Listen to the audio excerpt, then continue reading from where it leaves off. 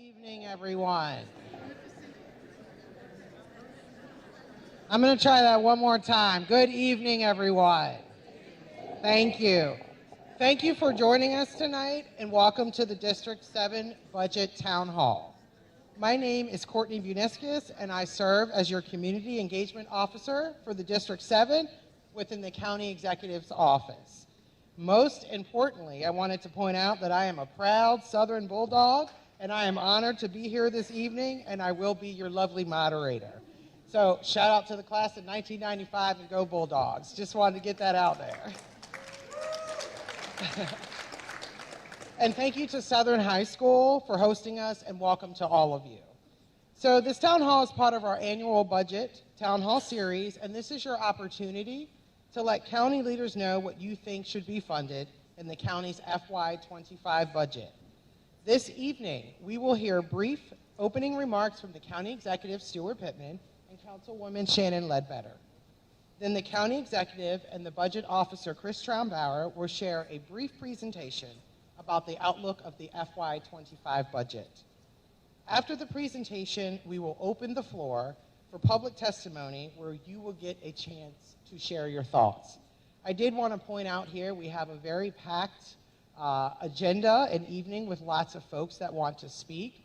So if it's possible for you to keep your testimony under 2 minutes so all of us are able to testify here this evening, it would be great.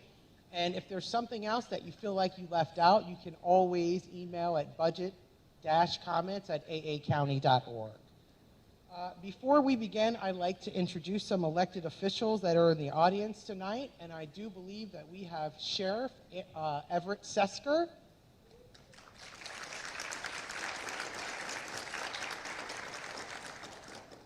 Also, I'd like to introduce the county staff that are here this evening as well. We have Jessica Lays, Director of Recs and Parks, and Jen Corbin with the Crisis Response Unit. Is she here?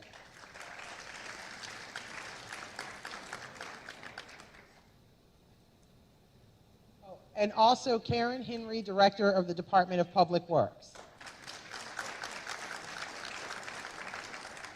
And now, without further ado, I'd like to introduce our County Executive, Stuart Pittman.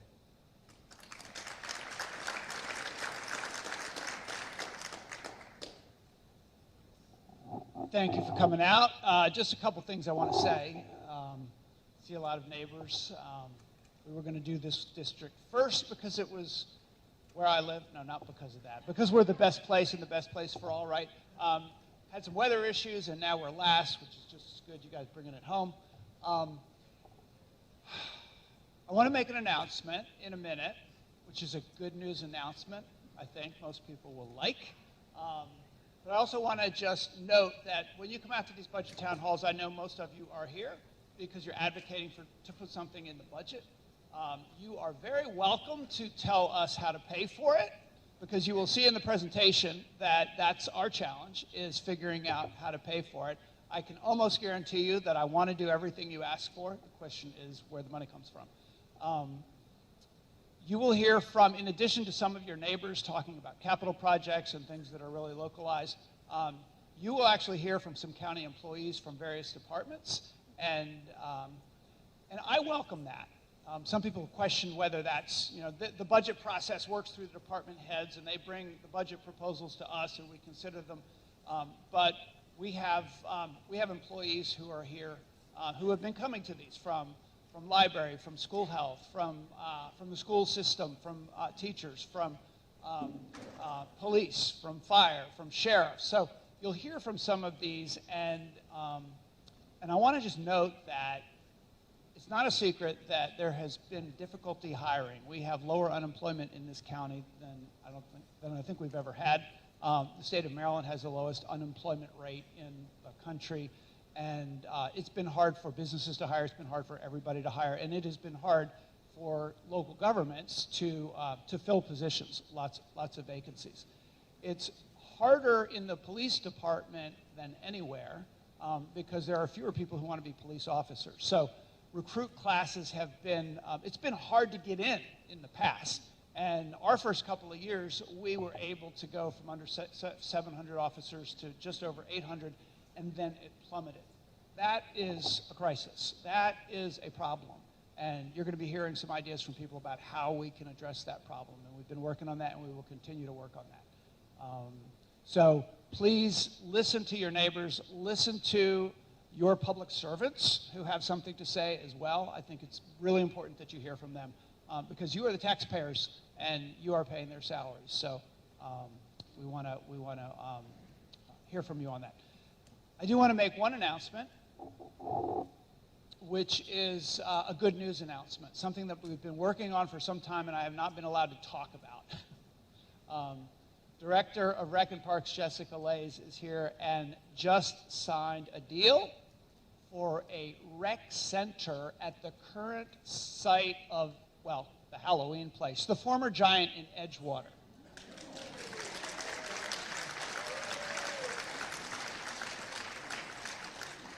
We've all been driving by that place for a lot of years and wishing something, in addition to just Halloween stuff at Halloween, would be there.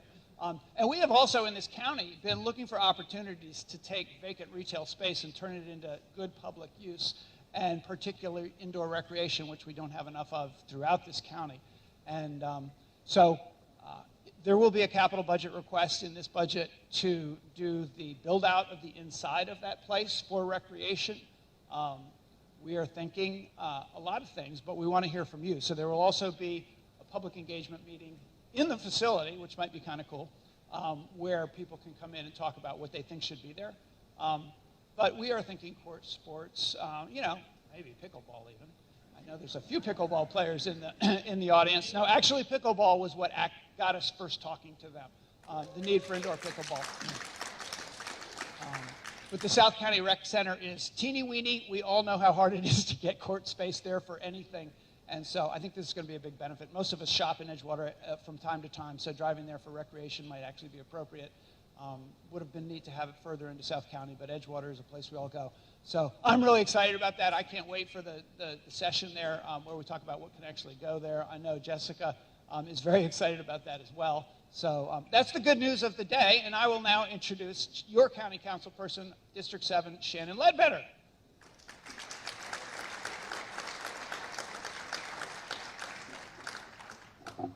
Don't have heels on tonight. Feel a little bit shorter. Microphone was way up here. Good evening, everyone. Shannon Ledbetter, your county councilwoman for District 7.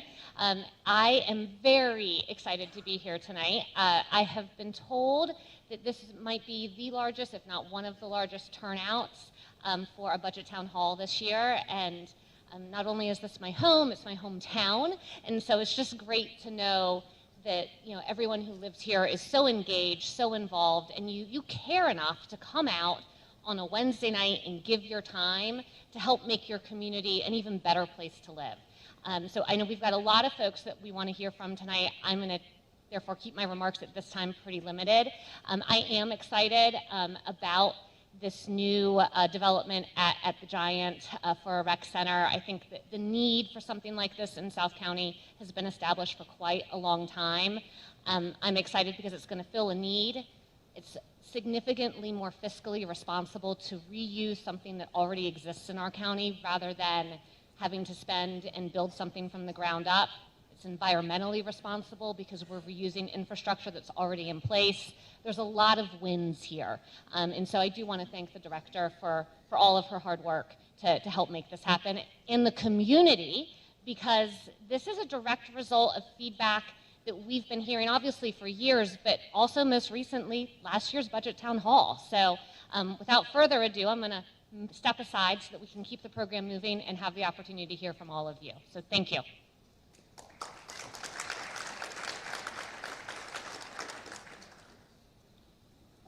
Good evening, District 7. I'm Chris Trumbauer. I'm your friendly neighborhood budget officer, and this is the 7th one of these I've given. And because of the crowd tonight, I'm going to go a little faster than usual. So if you want to see the long version of the Chris Trumbauer presentation, you can just go on the website. and see one of the earlier town halls, but I'm going to move through this pretty quickly so I can get out of your way and we can get to public comments. So the first slide is showing the county executive's budget statement, which you can read on the website all for yourself. Second slide, this is the budget timeline. The important thing here is we're just getting started. No decisions have been made. So we're in the budget development process at this point in February. Decisions really don't get made till March and April, and that's important because the county exec and the council want to hear public comments before decisions are made so that you have the chance to influence ultimate decisions. But I will remind everyone the budget gets proposed and introduced on May 1st. County council has 45 days to deliberate and amend and ultimately pass it, and then it becomes effective on July 1st, the first day of the fiscal year. Our next slide shows where the money comes from. The two biggest bars on there are property tax and income tax. Taken together, that's over 3/4 of our recurring revenue. So that's the bread and butter of where the county gets its revenue. Where does it go? Well, about half of it goes to our Board of Education to conduct public education through pre-K through 12th grade. And then you can see our other core components there, public safety and human services and land use. All of that's broken out there, but you can see the big hitter is the Board of Ed. Looking at the next slide shows you a little bit more detail. So this shows, as the yellow box says, about 50.5% of county operating dollars go to public education. We write one giant check to the board of $881.5 million this year, and then we also contribute in other ways. We pay the debt service, which is interest on bonds, we pay school health, school safety, and we pay for the retiree health care for school employees. That sums up to over $1 billion with a B dollars. So what's in our budget in the current year in FY24? A lot of good stuff. You might not know it, but if you are a joint income tax filer and you make less than $460,000 a year, you actually got a tax cut this year, believe it or not. A little one, but it's something. But 98% of all of our tax filers this year either paid the same rate or less than they did last year. The only folks that paid more are those that made over $400,000 on their taxable income. We were able to increase teacher salaries pretty dramatically by $8,000. That helps us close the gap on the amount of teacher vacancies. At the beginning of the last school year, we had over 200 teacher vacancies. We were able to basically cut that in half. Still work to do, but progress on that front. We're able to contribute the maximum to our rainy day fund, which is like the county savings account. And then we started a revenue stream for the Affordable Housing Trust. That will be dedicated dollars that go into projects to help folks find a place to live in our county. And then my favorite bullet is, for the first time in county history, we got a gold A+, AAA bond rating from all three bond rating agencies, which is really a seal of good fiscal management for the county, and the county exec and the council get a lot of credit for doing that. So the next couple slides, we're going to say, hey, how do we stack up against our neighbors, right? Well, we're the yellow bar there. This is showing the property tax that Anne Arundel County residents pay. We pay 98 cents per $100 of assessed value. Everybody to the left of that gold bar is a county that's paying a higher rate than us. So if you know anybody in Howard County, Baltimore City, Prince George's, Somerset, they're all paying a higher rate. Our friends in Baltimore City are paying over twice that amount. They're paying over $2. So all things considered, we stack up pretty well against our neighbors. Our next slide is going to show income tax. Again, similar story. If you're to the left, that's a county that's paying a higher rate. Now, because we have a tiered system in our county, which means that you pay a different rate depending on how much you earn, if you are at the top of the earners, if you make more than $400,000 as an individual filer, or more than, I think it's $460,000 as a joint filer, then you are going to pay that top 3.2%. For everybody under that, you're going to pay 2.81%. And if you make less than $50,000 taxable income, you're actually paying a lower rate than that, which is 2.7%. And everybody, whether you make $50,000 or $50 million, that first $50,000 of your income is at that lower rate. So you can see that we are the 5th lowest average rate in all of Maryland. Next slide just shows the history of building up our rainy day fund over the last 5 years of the Pittman administration. You can see that we've been able to dramatically increase that. That means it's more money in reserve for us when an economic downturn hits or when something unexpected happens. We have money to plug the gap, which is very important. and will help shore us up in a fiscally negative situation. I'm now going to turn it back over to the exec for a few slides to talk about some of the investments that the administration has made in the current year budget, or over time. He talks about the bad stuff, I talk about the good stuff. So I just want to note that if we're asking for more, we need to look at where we come from. And so I'm going to go through a few of the big priority items that have been priorities for this administration. First is police and fire, and you've got a green dotted line that is the growth of the county general fund over years. Pre my administration is before the dotted line. After I came in is after the dotted line. It's interesting, police and fire were actually, I believe, way underfunded in the past in this county, which is putting us part of the crisis that we're in today. But they were growing at a lower rate than the rest of the county both. The last 5 years, they have been growing at a much higher rate to try to catch up. Police is blue, fire is red.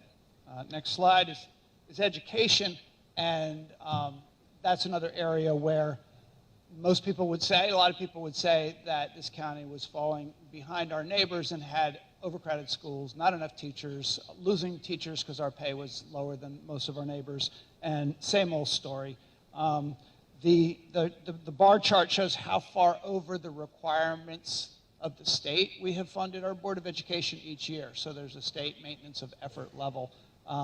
We were in the 10 to 20, 10 to 15 range over maintenance of effort in the past. Some years going back, we've been at maintenance of effort, so it was better.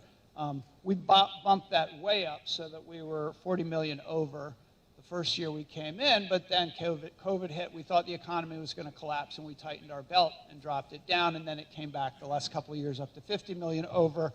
I will just warn you that the Board of Education is asking for 80 million over this year, partly because of some cuts in the state formula for what they offer. The next slide is another area that I feel strongly about, which is rec and parks. I feel like we know that people have moved into this county, the western part of the county in particular, so they can get our lower tax rate, but then go into Howard County to use their parks because they say they're better. Well, our per capita spending on rec and parks has been significantly lower than most counties in the national average. And so we wanted to improve the infrastructure at our parks, improve the facilities, and increase the amount of land that we're protecting in parks. And all of those things have been happening. We're now up to 52 projects, individual capital projects that the rec and parks folks have to actually manage. And DPW, they're sitting together, that's great, talking to each other about how to manage it. A lot of community engagement, a lot of planning, and then a lot of construction. And we know how slowly they move, but they do it well. They do it very, very well. And we've got some great facilities being built. Next slide is, so affordable housing was something that we mostly relied on the federal government and some state funds to do the programs that were required, that any county is required to do. But over time, it's become more and more clear, and the Chamber of Commerce has been talking about this for decades now, that for our workforce, for our businesses, it's really hard to find people who can live in the county and work in the county for jobs that are, moderate income jobs, regular working people jobs, county employees, public servants included. And so we started to increase some funding for that in the early years with some rental assistance in particular, and some more home ownership down payment and closing cost assistance early on. But then we stepped it up with federal money and created an Affordable Housing Trust Fund. That was $10 million, and now we've got a dedicated revenue source. It's real estate transfer taxes on property sold for over $1 million. We increased that rate just a little bit, so it's like our neighbors, and that's giving us $8 or so million. It'll get up to $10 or so million a year, so that we can do some of the things so that our kids can live here, or our parents or grandparents can actually downsize and live here and have some options in affordability in the county. And our police can live here, and our teachers can live here, and all those good things. Next slide. So then there are local projects that some of you have been following, some of you are very committed to. We just threw a list up there. Hopefully we'll hear from some of you about some local capital projects that you believe need to be funded, or you want to know where they're at. And fortunately we have DPW here with all the information about the progress of all of these great projects. A lot going on. And your friendly neighborhood budget officer is going to tell us now that we don't have any money. That's part of his job. Come on over. Hey, thanks, Stuart. All right, so now we talked about what's in the current year budget. We're going to shift focus and say what looks ahead. But before we do that, it's instructive to look at how we're doing right now. We are a little bit more than halfway through the current fiscal year, which ends on June 30th. So if we're trying to figure out, okay, how is the fiscal picture going to look next year, let's see how we're doing so far, right? So I can tell you that to date in fiscal year 24, the property tax revenue is coming in strong as expected. The income tax is coming in pretty good. It may actually exceed a little bit of what we projected, but we do think that that will slow eventually as the economy slows down and growth moderates a little bit. But the big story here is our recordation and transfer tax. Back at the original slide where I showed all the funding sources, recordation and transfer tax isn't a giant portion, but it is an important one, and I'll show you a graph in a second that shows why.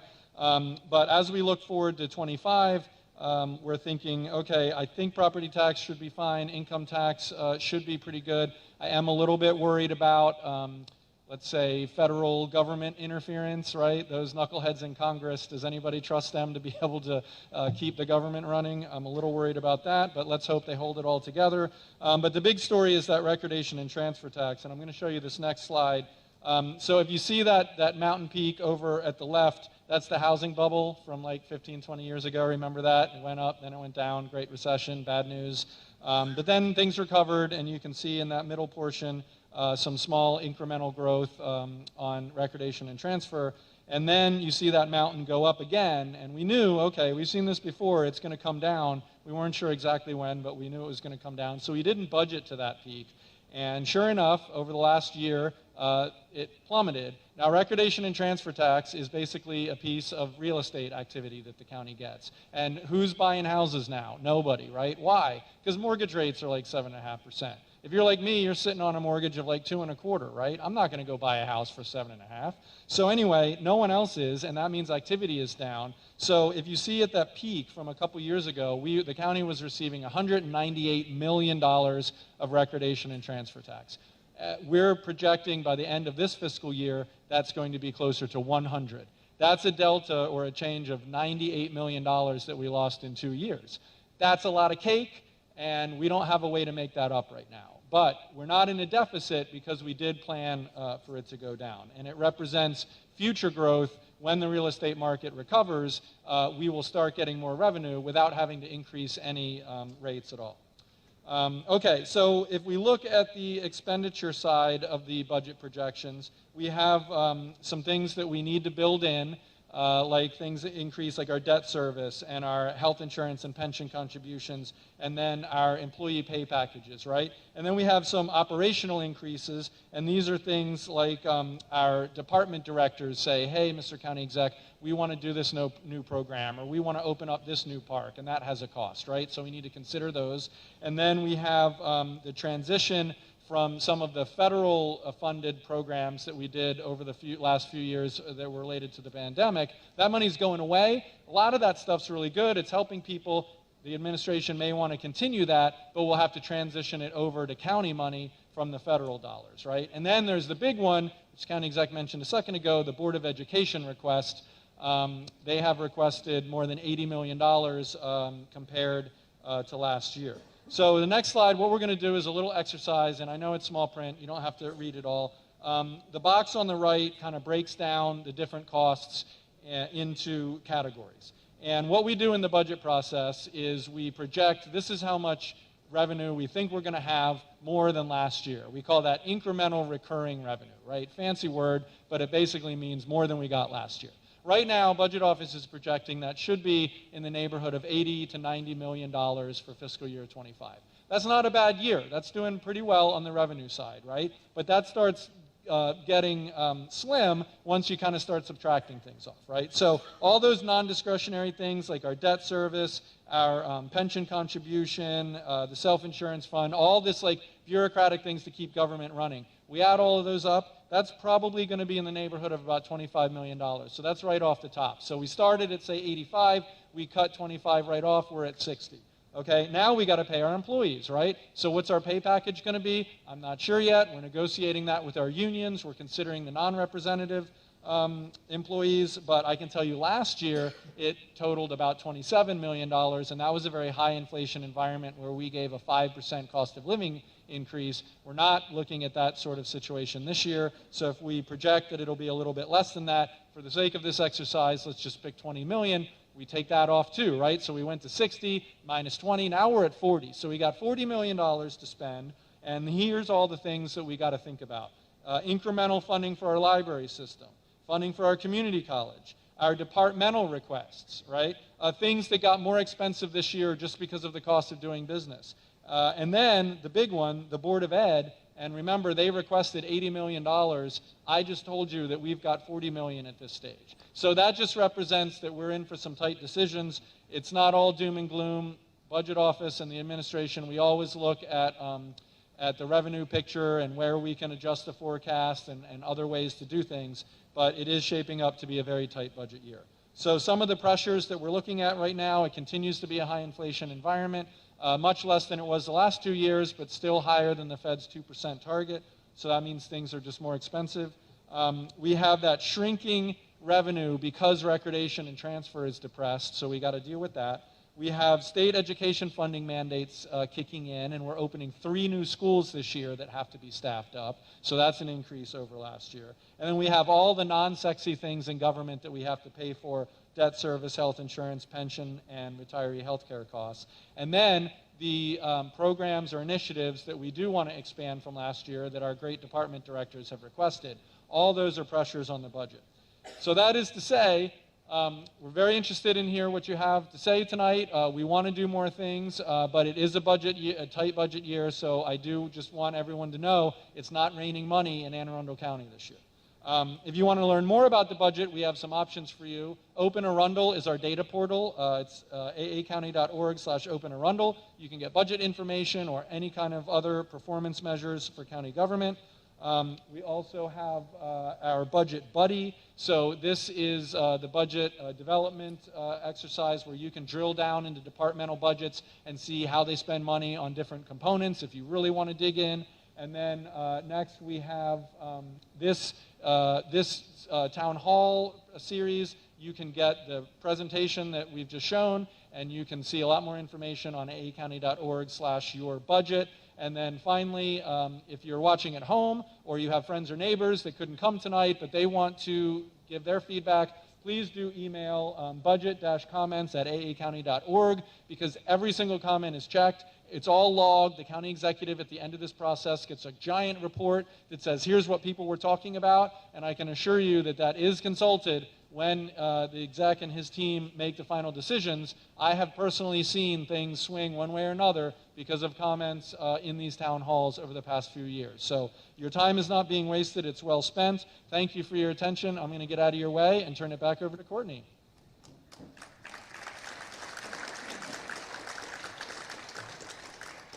Thank you, Chris. So now is the time for the public testimony portion of the evening where we get a chance to hear from you. This is your chance to let county leaders know what you would like funded in the FY25 budget. Each speaker will have 2 minutes to give their testimony. You will see a timer on the screen to help you keep track of your time. That's going to be right behind us.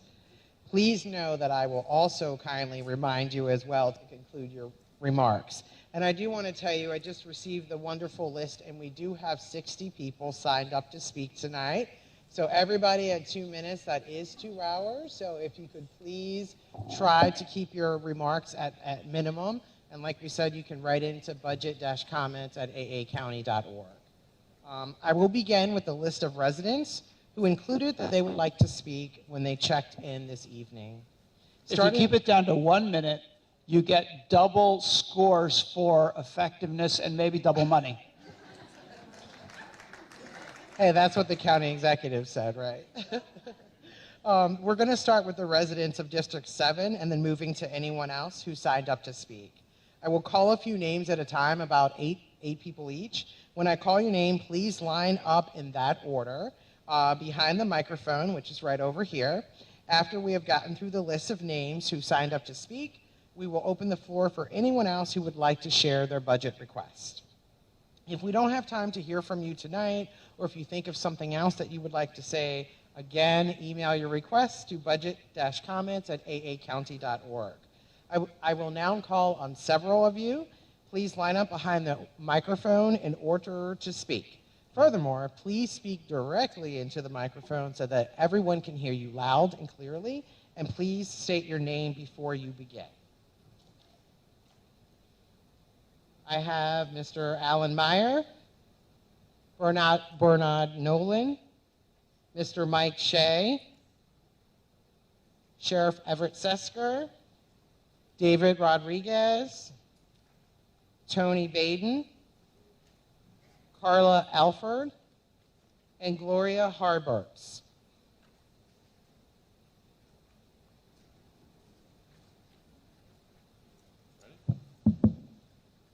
Good evening. My name is Alan Meyer, and I live in Crofton Colony. Thank you for giving us the opportunity to provide our input on the upcoming budget.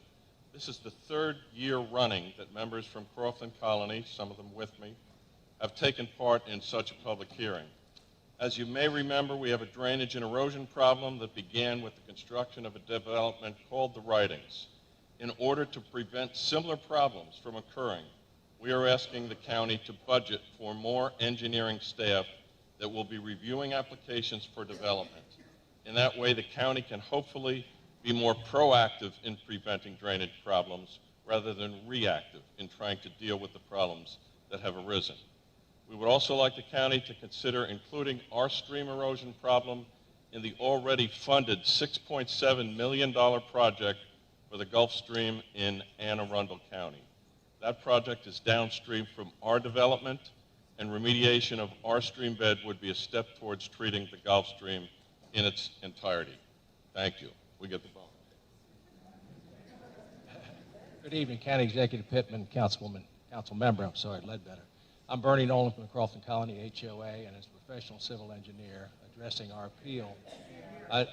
Okay, better? There we go. I'm Bernie Nolan from the Crofton Colony HOA, and as a professional engineer addressing our appeal of the Toll Brothers Ridings at North Branch stormwater retrofit, that our expert engineer has determined is extremely inadequate to fully protect our community, downstream communities in the county's $7 million program to restore the Crofton Gulf Creek. In fact, he found that the discharge at our Fallbrook Lane outfall that discharges into our Crofton Gulf Creek is quadruple the pre-development flow in the Toll Brothers Stormwater Management Plan. Rather than double, their plan showed double, it is actually quadruple, which better explains why we have such extreme damage in our creek. It started out as just a shallow swale that kids could walk over, and has turned into a dangerous deep depression with vertical banks. The water's washing away the roots around the trees that used to hold those banks together, and the trees are collapsing. It's washing away homeowner properties. The rushing water is undercutting the banks. We have imminent bank failure that's going to move earth and fracture foundations. So this is an environmental disaster that begs for your help. And we respectfully ask you to please help us to gain a proper...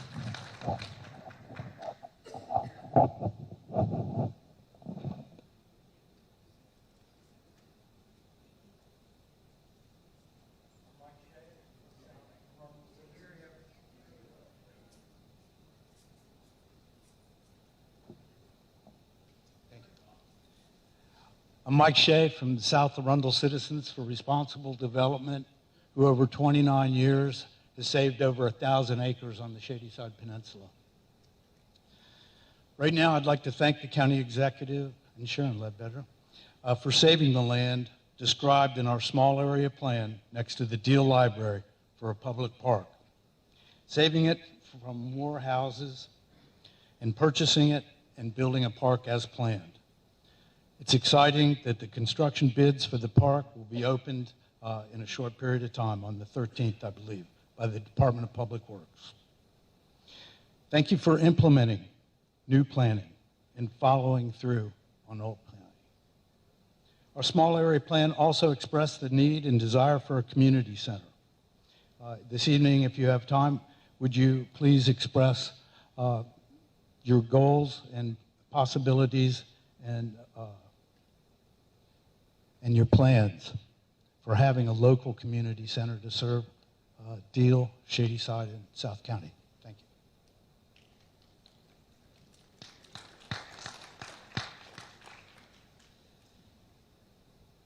Good evening. I'm Carla Alford, the new chairperson for the Snug Harbor Waterway Improvement District.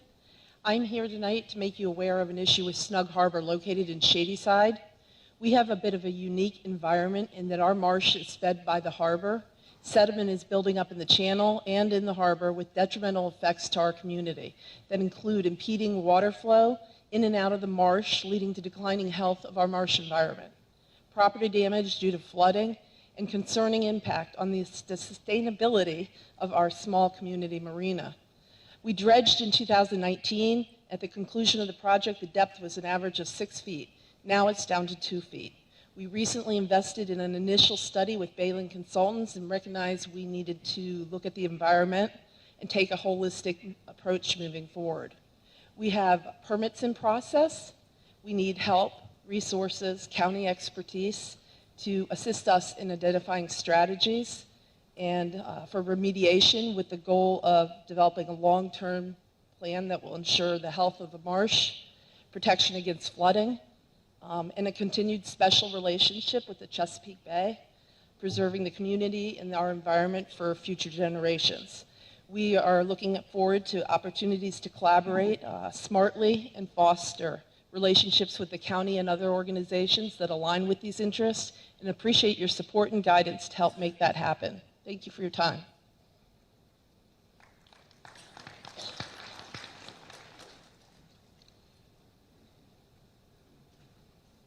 Good afternoon.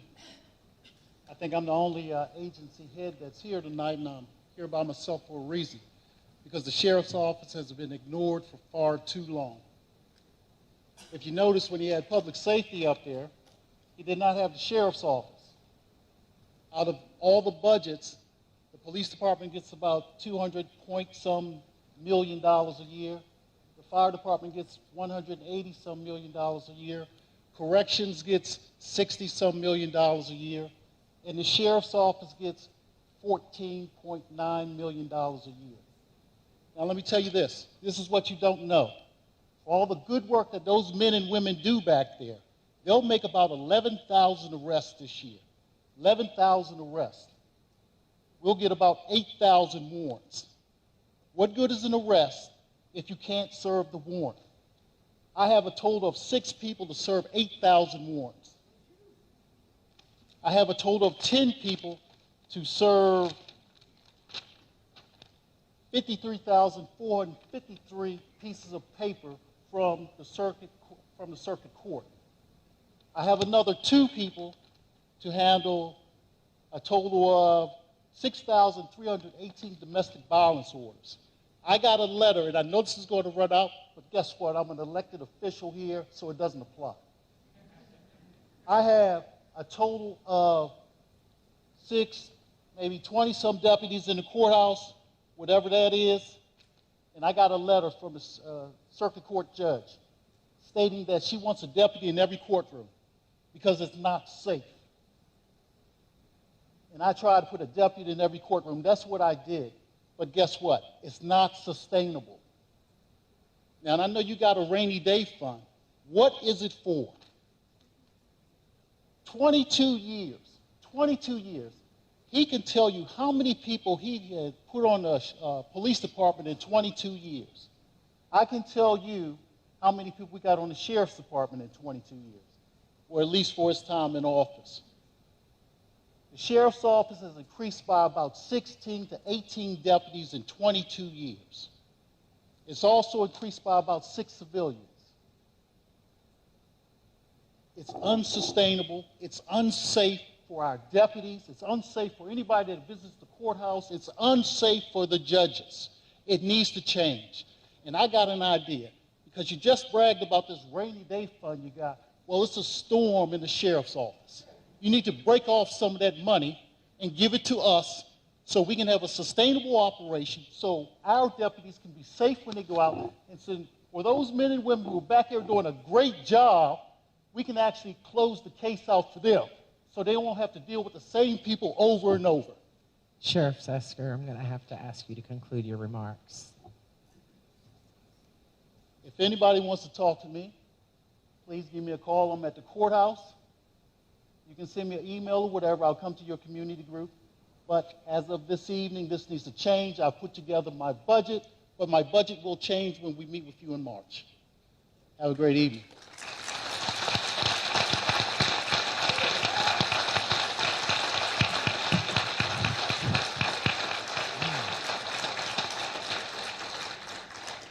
Please join me one more time in recognizing the service people in the back who provide us safety and security.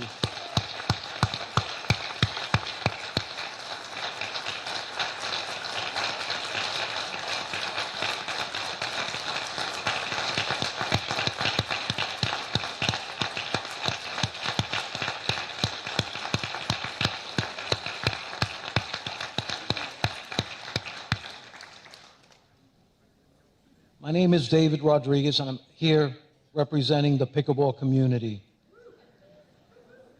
Let the facts lead the way. Pickleball is the fastest growing sport in the United States, 4 years running, and it's not a fad. Just look at what's happening at the South County Recreation Center and its membership size. Locally, this massive jump, especially south of 214, in participation is evident at parks and venues throughout our district. Long queues to play are common, and players struggle to find court time because of the high demand. We need to find locations. We need lighted courts, selected covered courts, indoor facilities. We need every possible tennis court, including high school courts, to be outlined for pickleball. Pickleball provides physical health benefits, mental health benefits, entertainment, multi-generational connection. It is gender-friendly. It brings people out of their isolation and connects us across socioeconomic and political leanings. In closing, often, and it's not entirely about hitting a plastic ball over a net. It is about what happens after the last point of the last game that brought us together. It is the friendships formed, the social engagements planned, and the continued building of community spirit. I know personally, having moved to Edgewater from Columbia, Maryland 2 years ago, that if not for pickleball, my circle of friends would not be as extensive. The South County Recreation Center is family to me, and I see up front how they are busting at the seams. They need serious budget consideration and help from our leaders to keep delivering on the increased demand. They know where the opportunities exist. Help them help you build a better and healthier district and a more connected county. Thank you.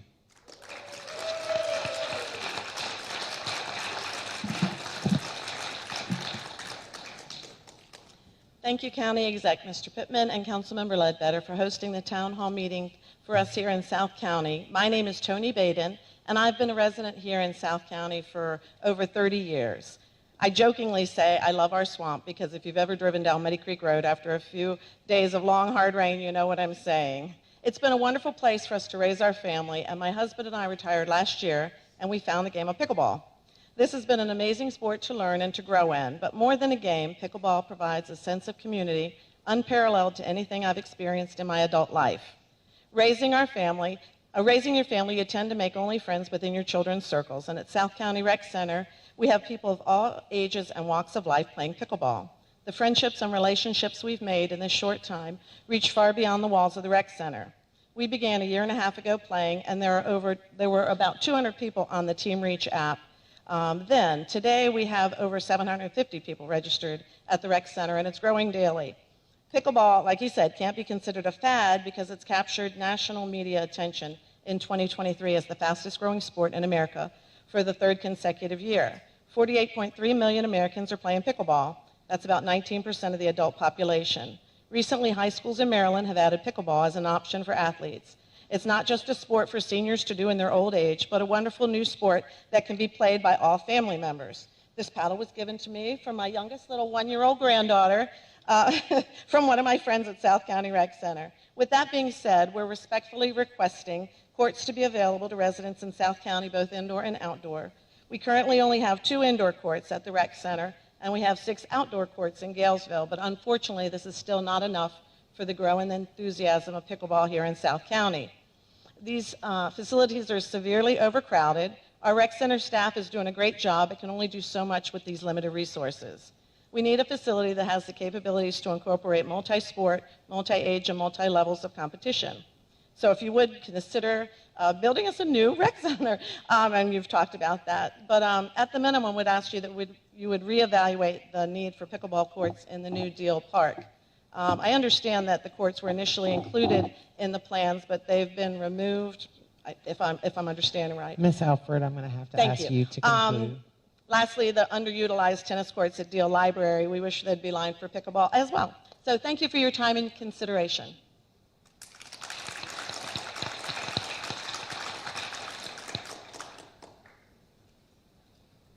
Good evening, and thank you to County Executive Pittman, Councilwoman Ledbetter for the opportunity to speak this evening. My name is Gloria Harberts, and I am the Regional Manager for the Anne Arundel County Public Library Southern Region. I serve on the county's Gun Violence Intervention Team, and I reside in District 7. The Public Library is a trusted community connector providing valuable assistance to all. The library staff provides a robust range of program offerings, including kindergarten readiness programs, STEM, grant-seeking, homework assistance, among so many other things. Trained library staff held more than 3,200 story times in fiscal year 2023, with over 101,000 parents, caregivers, and children attending the weekly school readiness events. Thanks to funding from the county, we doubled the number of sign-ups for our 1,000 Books Before Kindergarten program, which helps kids get ready for school. This past year, your public library embarked on a gun safety lock distribution project with the Department of Health. This was the first program of its kind in the state of Maryland. To date, library staff have distributed 4,476 gun safety locks. More than 250,000 people visited the 3 libraries in District 7 alone during the past year. A Deal Library staff member shared about a military family who came in and registered for library cards. The father was surprised to see how many programs the library offered. He signed his 2 daughters up for 1,000 Books Before Kindergarten Challenge, and they've returned for additional visits. I'm testifying this evening on our most pressing supplemental request, fair pay for library staff. Despite the tremendous impact library staff have on the communities we serve, and last year's market rate adjustment, 80% of our staff are still not paid at the market rate. We are seeking $1.4 million to bring employees up to the market rate so that we can ensure fairness, retain valuable colleagues, and attract the best candidates to serve our library system, to serve residents of Anne Arundel County. Thank you.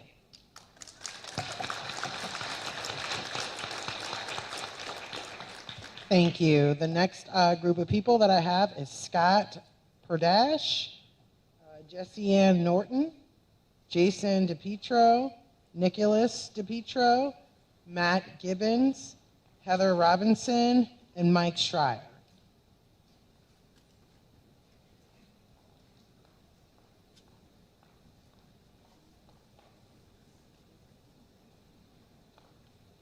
If we could please try to keep it under 2 minutes, that would be much appreciated.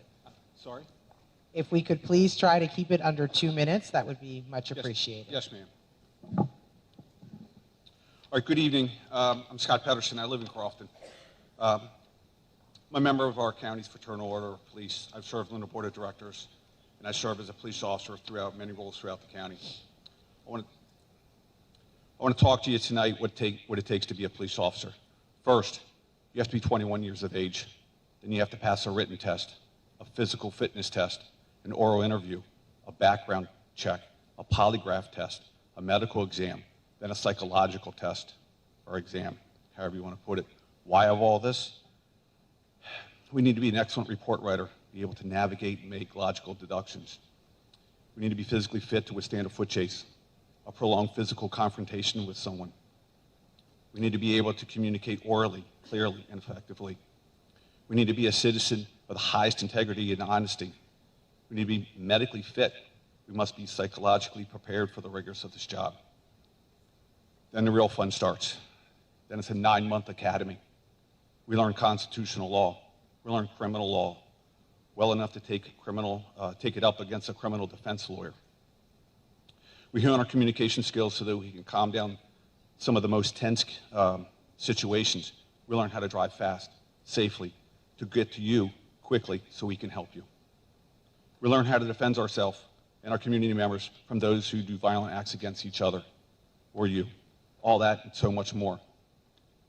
Once we graduate the academy, then it's another 3 months on the job training, out on patrol with an experienced officer, watching and guiding us as we refine our skills.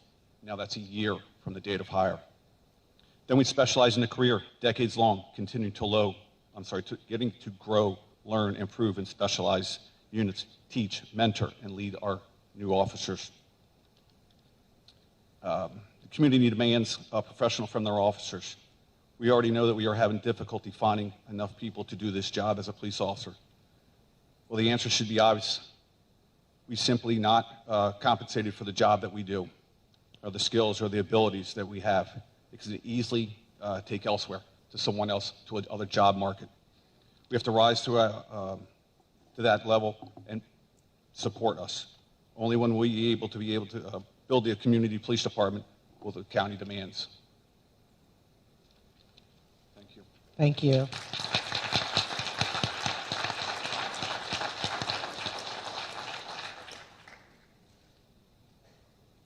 All right, well, good evening, County Executive Pittman, Council Member Ledbetter. I live in this district right down the road, and I voted for both of you. My name is Jessie Ann Norton. My spouse has been an Anne Arundel County police officer for 15 years. And I knew what I was getting into when I married him. He is proud of his service to our community. He works night and day, making things better for everyone. Often, I go days without seeing him. Sometimes he doesn't show up at home at night when he's supposed to. If I don't get a message or call, I just sit and hope he's okay and have faith that he'll come home as soon as he can. And worst of all, and I mean this, my mother-in-law complains to me when she doesn't get to see her son enough. He spent 4 years in law school so he could help better the police department. We paid for it ourselves. The county barely chipped in. I don't know how we got through that, since he never missed a beat at his job. I am proud of him in everything he does. But I cannot wait for him to be done. He is a leader in this agency, and he worries about his officers like I worry for him. He has gotten out of bed at 4 a.m. while we were on vacation to sprint down to an emergency for his team and for his officers. I know that when the phone rings in those dark hours, that I will be alone for the rest of the evening. He always apologizes as he leaves, but he is nothing to be sorry for. But Mr. Pittman, I would actually like an apology from our county. Part of the reason my husband has to work so hard is because of the short staffing in our police department. He is doing so many jobs. These days, he runs a compliance and accreditation unit, writes department policies and procedures, teaches at the academy, and so much more. He has to do so much because the county has failed to properly staff our department. I know there are many Anne Arundel County police families like ours who are wondering, is it worth it to stay in this job? There are other officers who are asking, is it even worth it to join? Please help them answer yes.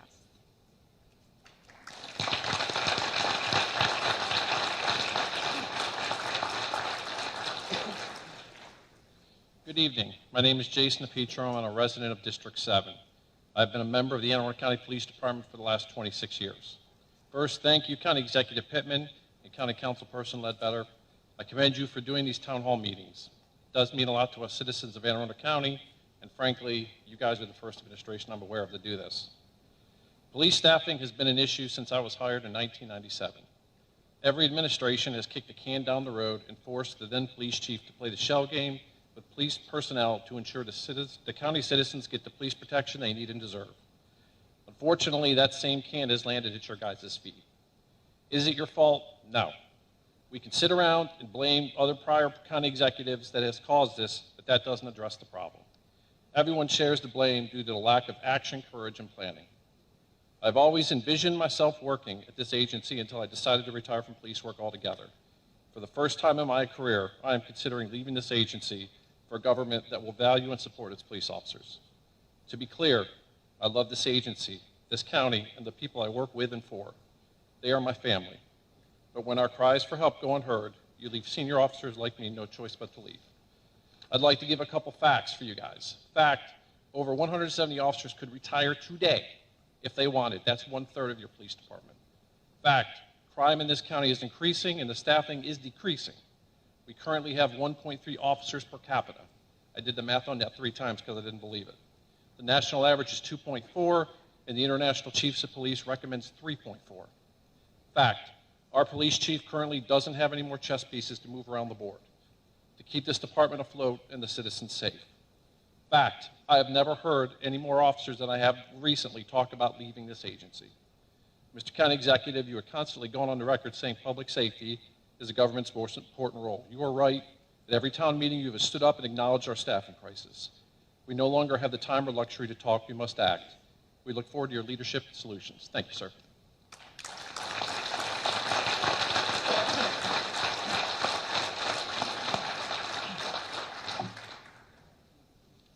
Good evening. My name is Nicholas DePietro, and I'm with the FOP. I had a dentist visit today, so I'm going to ask my Southern High School junior to speak on my behalf, if you wouldn't mind. Good evening. I am Nicholas DePietro, and I'm a member of the Fraternal Police Order. I am proud to live here and work in Southern District. And yes, you just heard from my brother. We actually have many families who serve together as police officers in our county. Think about that. A whole family dedicated to serving our public in these dangerous and uncertain times. But we can't keep it all in the family. Too many of our officers are leaving, not enough people in our community, family members or not, are willing to take the risk to become a police officer. There are lots of opportunities to serve without the mental, physical, and legal risk police officers take on. Mr. Pittman, you've heard from my brother and you've heard from my brothers and sisters in blue. They have told you the truth, and as hard as it is to hear, it will be harder to fix. Our police department is in crisis from years of being understaffed and overworked. Down here in the Deep South, below Central Avenue, there are generally only 3 police officers. It is an enormous geographic area to get from Waston's Corner to Shadyside without traffic, with lights and signs. It is a 10 to 15-minute ride. Hopefully there are no deer crossing Bayfront Road. Many of our calls from service require 2 or 3 officers to handle. Some require more. Those additional officers are coming from Edgewater and Annapolis. If the 2 minutes each of us are taking to speak to you seems like a long time, imagine what 5 times that feels like while you are desperately waiting for help. Good evening. My name is Matt Gibbons. I'm a board member of the Fraternal Order of Police. I live in Friendship. I've worked for the Anne Arundel County Police Department for 13 years. For 11 of those years, I've been working in the Patrol Bureau. I'm currently assigned as a supervisor to the Western District midnight shift. 3 nights ago, I responded to a stabbing in progress in Severn. All of my officers were tied up on other calls, and the closest available was in Crofton. I happened to be a little bit closer, but it still took me 5 minutes driving as fast as I safely could to get to that house. Another 3 minutes had elapsed before me and another officer could confront and wrestle the suspect standing between us and the victim into custody. Nearly 9 minutes before I could render aid to the victim suffering from multiple sucking chest wounds. 12 minutes elapsed before the paramedics arrived and took over treatment because they won't enter a violent scene until we've gotten there and contained it. The story is not about me. It's a warning about our police department's staffing crisis.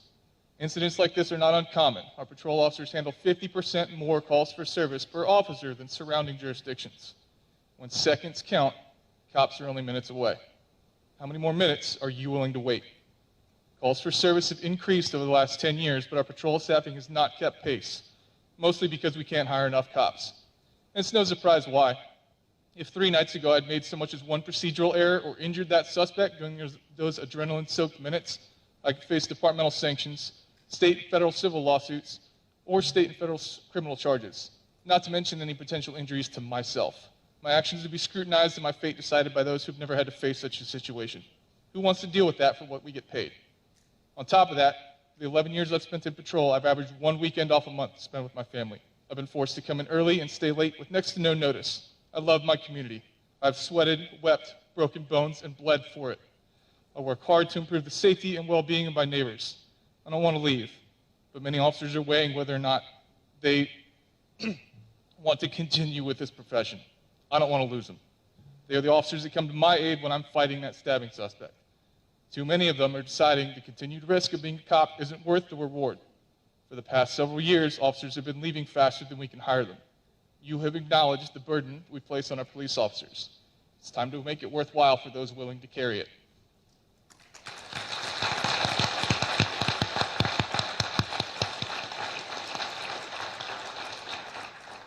Good evening, everyone here. My name is Heather Robinson.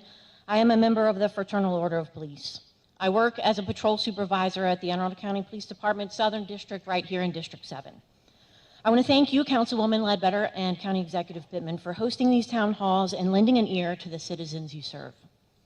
As a citizen myself of this county for almost 25 years, I couldn't agree more with the concept that, Mr. Pittman, you once said your father taught you, which was that providing for the public safety is the most fundamental job of government.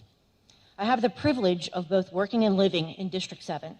I attend church in this county, and I raise my family here. I serve my community that I love. I chose this career because, to me, it was most like Forrest Gump's box of chocolates. You never know what you're going to get. Each day is different, each call is different, and each interaction with a fellow community member is a chance to make a difference. That's what I love about this job.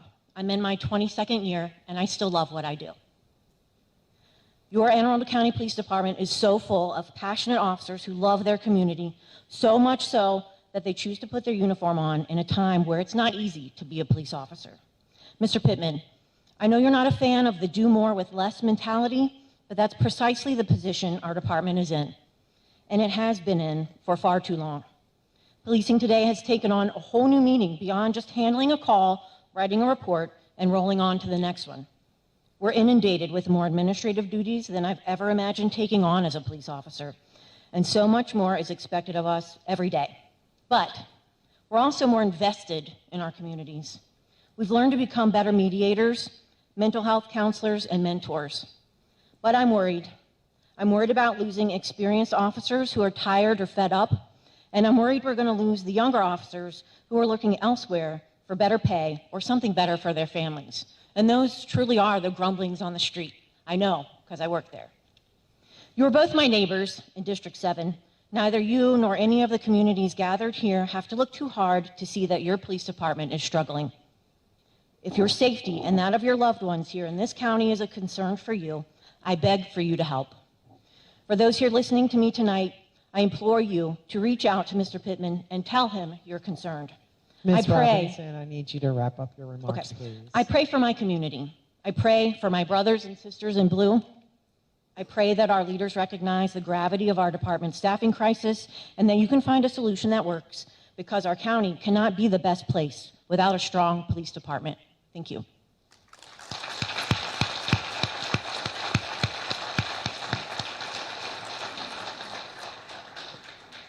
Good evening. I'm Mike Shire with the Fraternal Order of Police here in Anne Arundel County. I'm a District 7 resident. I've been a police officer for 20 years. A couple questions. What do you say to a child who's been bullied and beaten during school recess? What do you say to the person that hurt so much that they're at the end of their rope and they truly want to end it all? What do you say to the mother whose teenager just committed suicide? What do you say to a child who's been abused by another family member? What do you say to a 15-year-old girl who's sitting in what's left of her mother's car in the middle of the night on Mount Zion Marlborough Road just down the street from us, while she's squeezing her hand, crying in pain with a broken leg, arm, ribs, and back? What do you tell her as she begs for help, knowing you can't move her just yet? You have to wait for the medics to finish working with her mother, whose legs are crushed underneath the steering wheel, and her 9-year-old sister, whose injuries are too severe for me to talk about tonight. And then what do you say to your loved ones when you come home? I don't know how we do it, but your police officers find the words. They do it every day. Our police officers rush in when people need our help. We do so without hesitation and without pause. In the gravest emergencies, we push our own safety to the limits so that we can get there to help. Nobody in this county is wrong to expect anything less. Nothing less than the most professional, highest trained, and supremely caring police officers. Police officers who will stand up in the night and say, "Not on my watch." This is my community. This is my county. It is the greatest honor of my life to stand watch over our home. My brothers and sisters who serve this community, your community, we need your help. The work we do continues to increase and our staffing is going down. We need to act now. Please help those who will be there for you no matter what when you're having the worst day of your life. And I'd ask my brothers and sisters that are in the audience to briefly stand and for everybody to look behind you and see the people, the faces that will come and help you when you need it most. Our Anne Arundel County police officers. Thank you.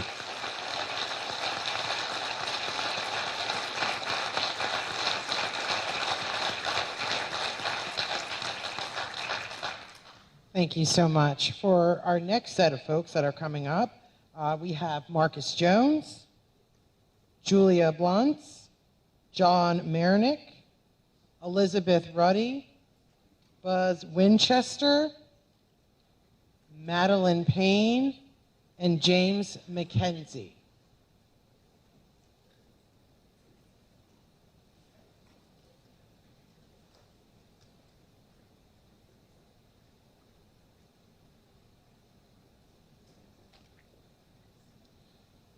Good evening. My name is Marcus Jones, and I come to you on behalf of the greater Mill Swamp and Muddy Creek communities to request continued support for the restoration of the Ralph J. Bunch Community Center. More than 100 years ago, hardworking families across South County pooled their meager resources through the houses of worship, and their investment began a tradition of education for today's children of color in our region. Today it stands as a reminder of the value of our institutions, community, and our common cause, regardless of your race. During these challenging economic years, we've been a resource for the community. We responded to COVID with a drive-through food pantry to aid our neighbors. To support small businesses, we instituted a safe, socially responsible means to generate commercial activity. Since the pandemic has ebbed, we've modernized our operations to enhance safety and increase our capacity. Private and corporate citizens, as well as bipartisan political investments, have sustained us, but there's more to be done. We envision a whole-of-society approach to moving the needle on problems that we face as a community, using the center as a hub for South County. We see a revitalized facility in which the community can engage in more robust commerce and refresh green spaces for recreation. We also see continuing yet strengthened coalitions between us, our nonprofit peers, and government to defeat our common foes of crime, poverty, and affliction. Through these efforts, may we collectively embody the vision of Maryland's founding family, a place where strong deeds serve the people and we use gentle words in our discourse to advance our collective vision. After years of idling on the highway to progress, Ralph Bunch is finally on the move. We hope that all of you will join us for the ride. Thank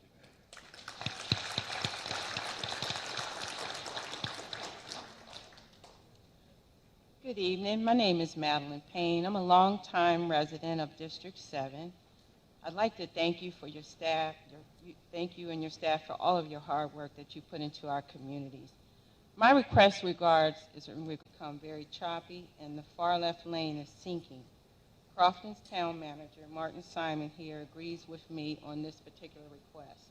The second request is, I know it's a big one, for a complete overhaul, if you will, of I-97.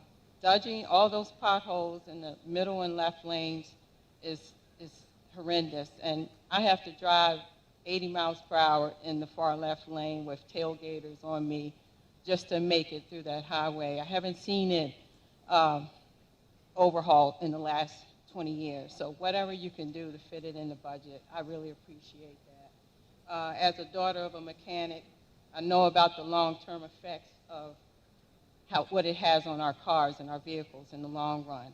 And I'm one to believe that having to dodge all those many potholes every day for a daily commuter does have a psychological effect on a person.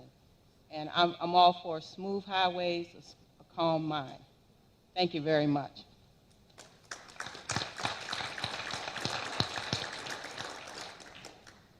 Hi guys, how you doing? Oh, I'm John Marsnick. Whoa, I'm from Deal, Maryland. Been there for 40 years. I'm 65 years old and an avid pickleball player.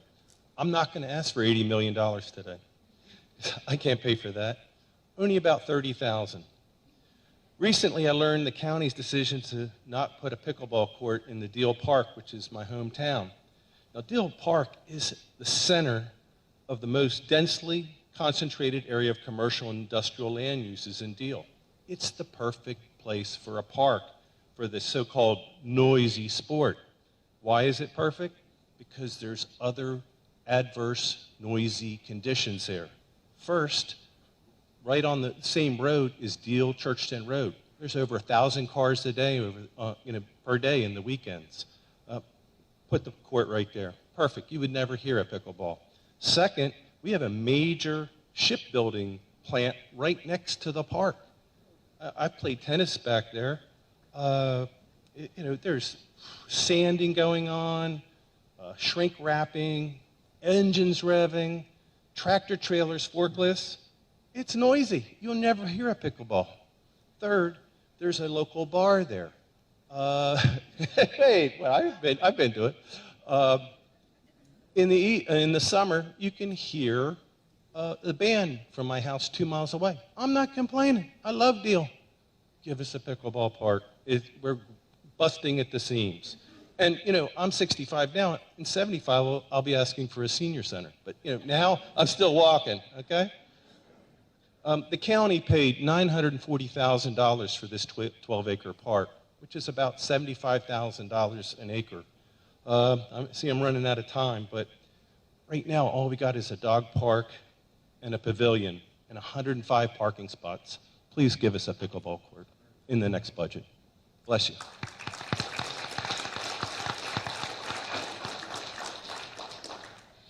Good evening. My name is Elizabeth. I'm a resident of Crofton, and I am an AACPS teacher. I would like to ask you to please consider funding more than the 3% COLA recommended by Dr. Bedell.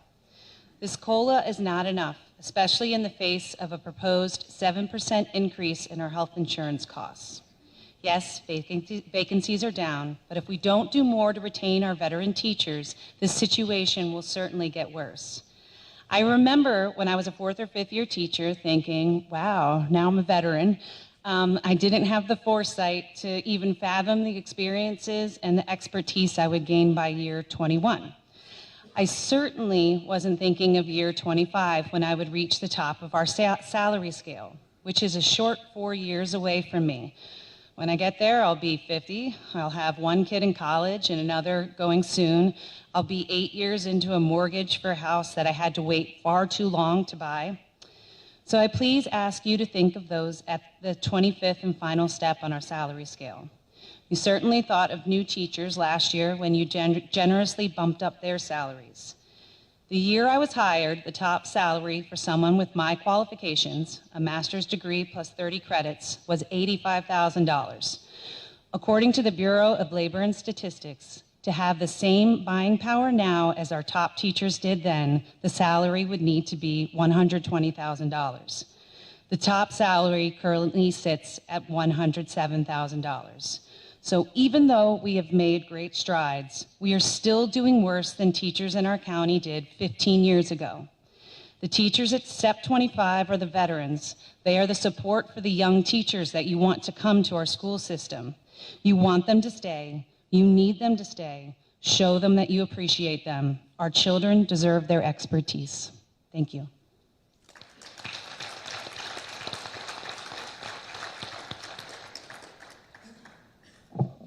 Hello, I'm Buzz Winchester. I'm president of the West River Improvement Association.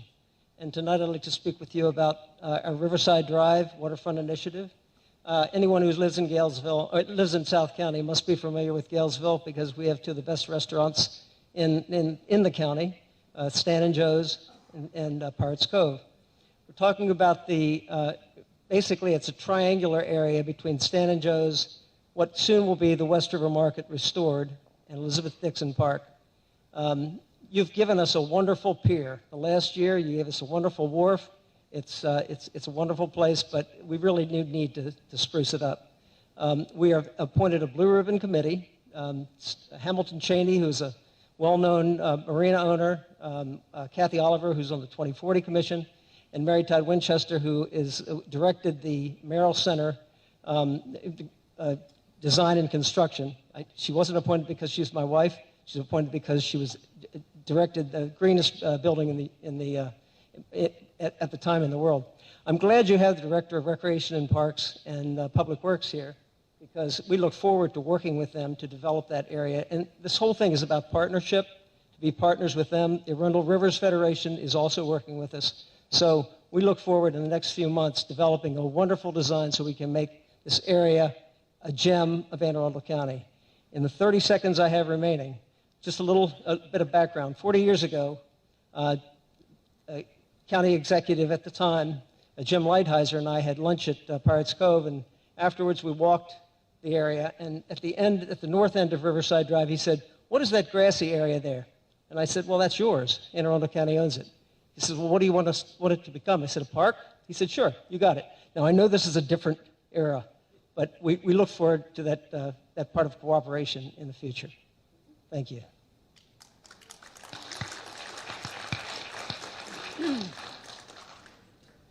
Hi, I'm Julia Blunt. Somehow I got redirected to this district. I'm actually from District 3, Riviera Beach. But our children need some help.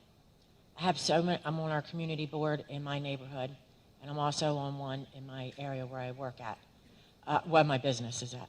Our children are hot dogging it, riding bikes, riding wheelies up and down the streets. They taunt the elderly. They hang out at McDonald's. You can't even get in there on Fort Smallwood Road. The CVS. I can't tell you how many houses have gotten vandalized because these children have nothing to do.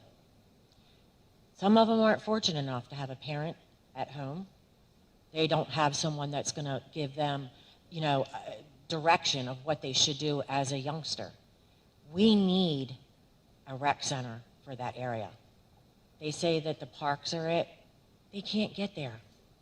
We have 3 high schools in that area. We have 3 middle schools. I think there's 4 elementary schools. The kids have nowhere to go.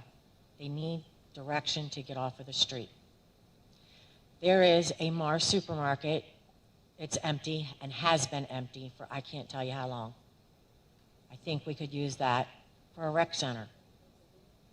Our children desperately need something because they're not having the opportunity that we did when we were younger. We had roller rinks. We had ice skating rinks that we could easily get to. Bowling alleys. They don't have anything now. We would stop at the store and play Pac-Man or whatever the video games were. But these kids are just sitting inside, looking at YouTube and figuring out how they can taunt, destruct, do whatever. We need help in that area. Thank you.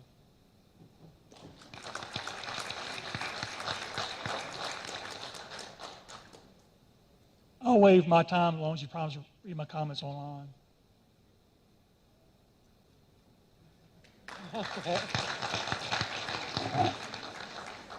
All right, I'm going to keep it moving right along here. Thank you for adhering to the time. Much appreciated.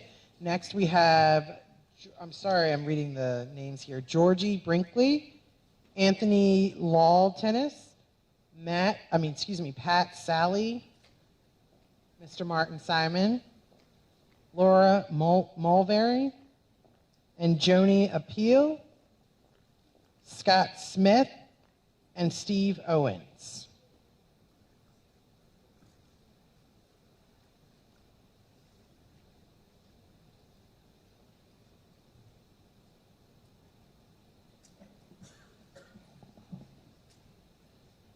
Good evening. My name is Georgia Brinkley, and I am a lifelong resident of Anne Arundel County, and I am now currently a resident of District 7. I'm here to advocate for school health staff for better health benefits and pay. I would like to share some facts with you about their positions as registered nurses, licensed practical nurses, certified nursing assistants, and medical technicians, all employed under the Anne Arundel County 10-month county contractual position. The staff is not employed by Anne Arundel County Public Schools. They do not receive their compensation packages or benefits. There is no carryover or sick pay, no retirements, no paid holidays, no access to employee assistance programs, dependent child care, no savings plans, or flexible spending accounts. If they're injured on the job, they must use their own personal leave, which for most staff is 8 days per year. It maxes at 12 after working for 20 years.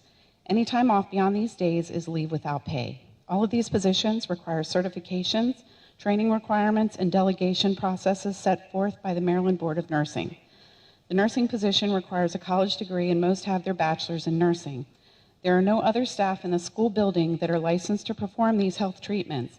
They could not take over if the health staff is not available. Licensed individuals with school health experience are truly the only staff qualified to work in this setting. Our health staff ensures students with diabetes, seizure disorders, feeding tubes, trachs, those who require daily medications and emergency medications are safely cared for. They provide health resources, emotional and mental health support, chronic health education to both students and families and staff. They treat whatever emergency arises within the school building. Our certified nursing assistants do all of this for $25,000 per year. That is barely above the poverty level for a one-person household, and it certainly is not enough to live in our county. During the school year alone, approximately a half a dozen school health staff have experienced homelessness through the loss of housing.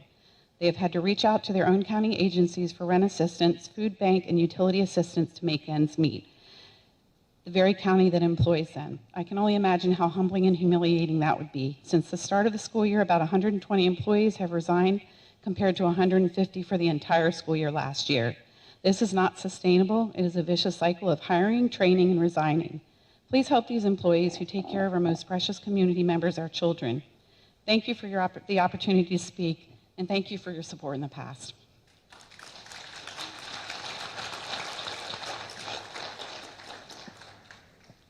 For those of you who didn't notice in the back, could you stand up again? If you're in the back, school health staff. I appreciate when people come to support their speakers and want to recognize them. Good evening. My name is Pat Sally. I volunteer at the Our Lady Perpetual Health Food Pantry in Edgewater.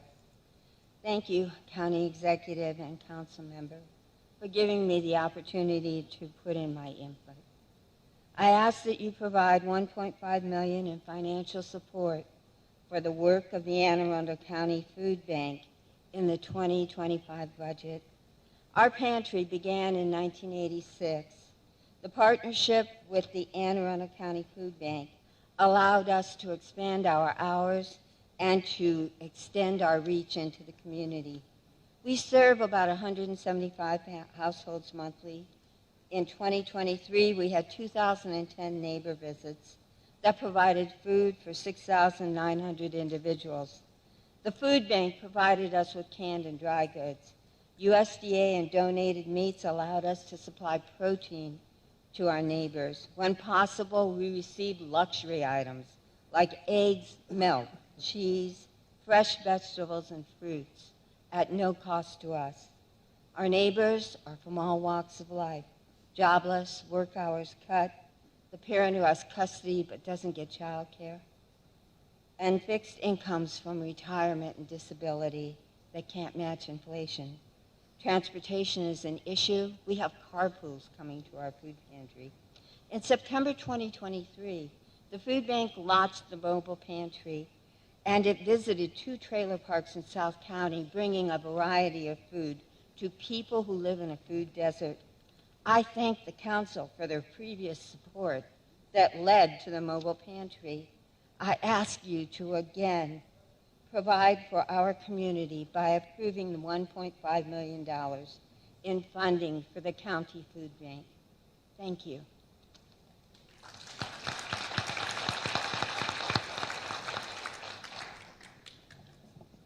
Mr. County Executive, Councilwoman Ledbetter, thank you for being here tonight. As you know, I'm Martin Simon, the town manager in Crofton, and I'm joined here this evening with our CCA board president, Anna O'Kelly. And the rest of our board members are here in spirit with us. And on behalf of the 13,000 residents that we serve in the Crofton Special Community Benefit District, we are here this evening to draw your attention to something that is already listed as a priority in your bicycle and pedestrian master plan, Walk and Roll Anne Arundel. I'm speaking of the proposed shared use path on Route 424 in Crofton. As written, the plan calls for such a pathway to run from Route 3 southward all the way to Bell Branch Park, which is 780 yards south of Route 450. But since we already have a new sidewalk that spans most of that area down to Staples Corner, what is most needed to complete the project is an extension of the sidewalk south of that intersection at 424 and 450 to enable walkers and bikers safe passage to the park. Currently, there is not even a shoulder along that stretch of 424, making any non-vehicular passage quite dangerous. We recently corresponded with Tanya Asman, the county's senior planner for bicycle and pedestrian planning, who told us, quote, "We also believe this to be a project of great value because it will connect a large population to a popular destination via walking or cycling and reduce vehicular congestion and promote healthier lifestyles," end quote. Mr. Pittman, I saw in your list of priorities letter to last May to Secretary Wiedefield at MDOT your mention of the need for a detailed analysis of the Staples Corner bottleneck. Sir, I coached baseball at Bell Branch for 10 years, and I can tell you, enabling Crofton's kids to get to and from that park safely without mom and dad's chauffeur service would go a long way to alleviating some of that bottleneck during the playing season. Section H563700 of your FY24 budget contains funds for this type of project partnership with SHA. We ask that you elevate this relatively small sidewalk extension as a top priority going forward for the safety of Crofton's kids and those of the entire greater Crofton Gambrills area that also use the park. Thank you.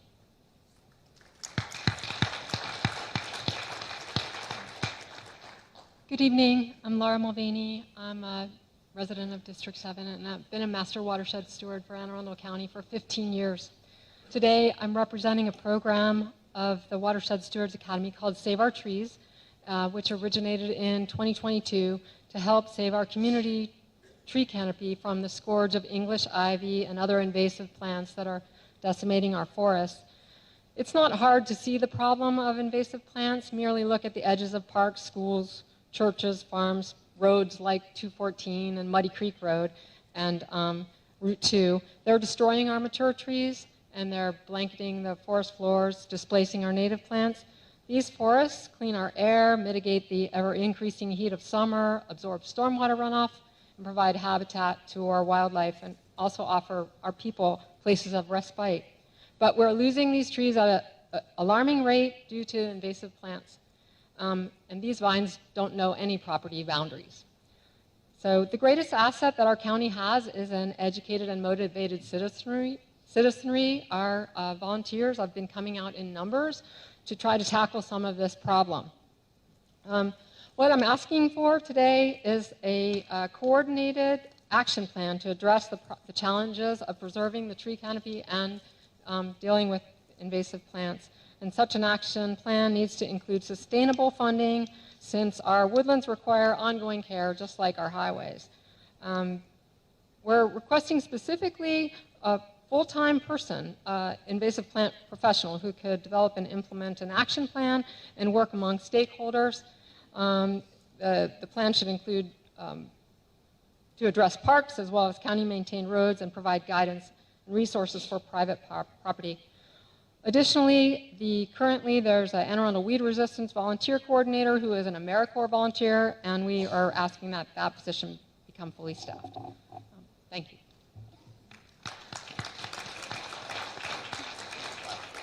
Hello.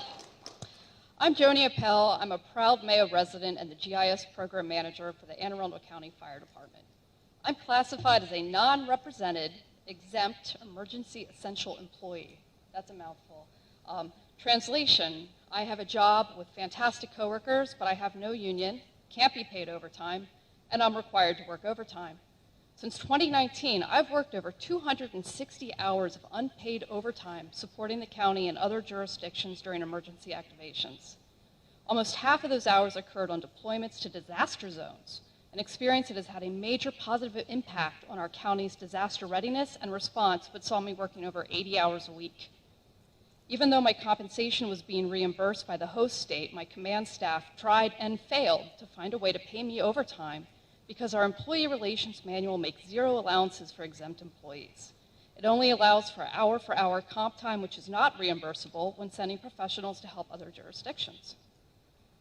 This means the county is essentially losing money by not providing overtime pay to exempt employees in certain situations. I'm asking you to update our employee relations manual to allow for exempt emergency essential employees to be paid overtime at time and a half during emergency activations and deployments.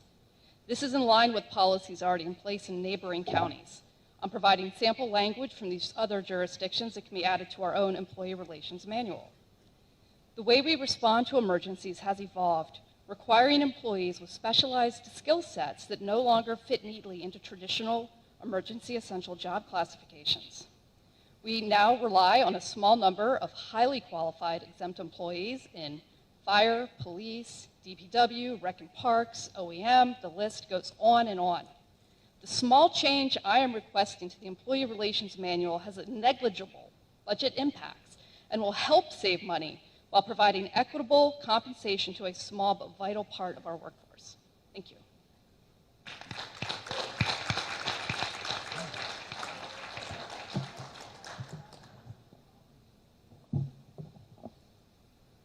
My name is Scott Smith. I live in Galesville. I'm here to talk about pickleball courts. Let me start with this. Imagine a sound like beep, beep, beep, beep, beep.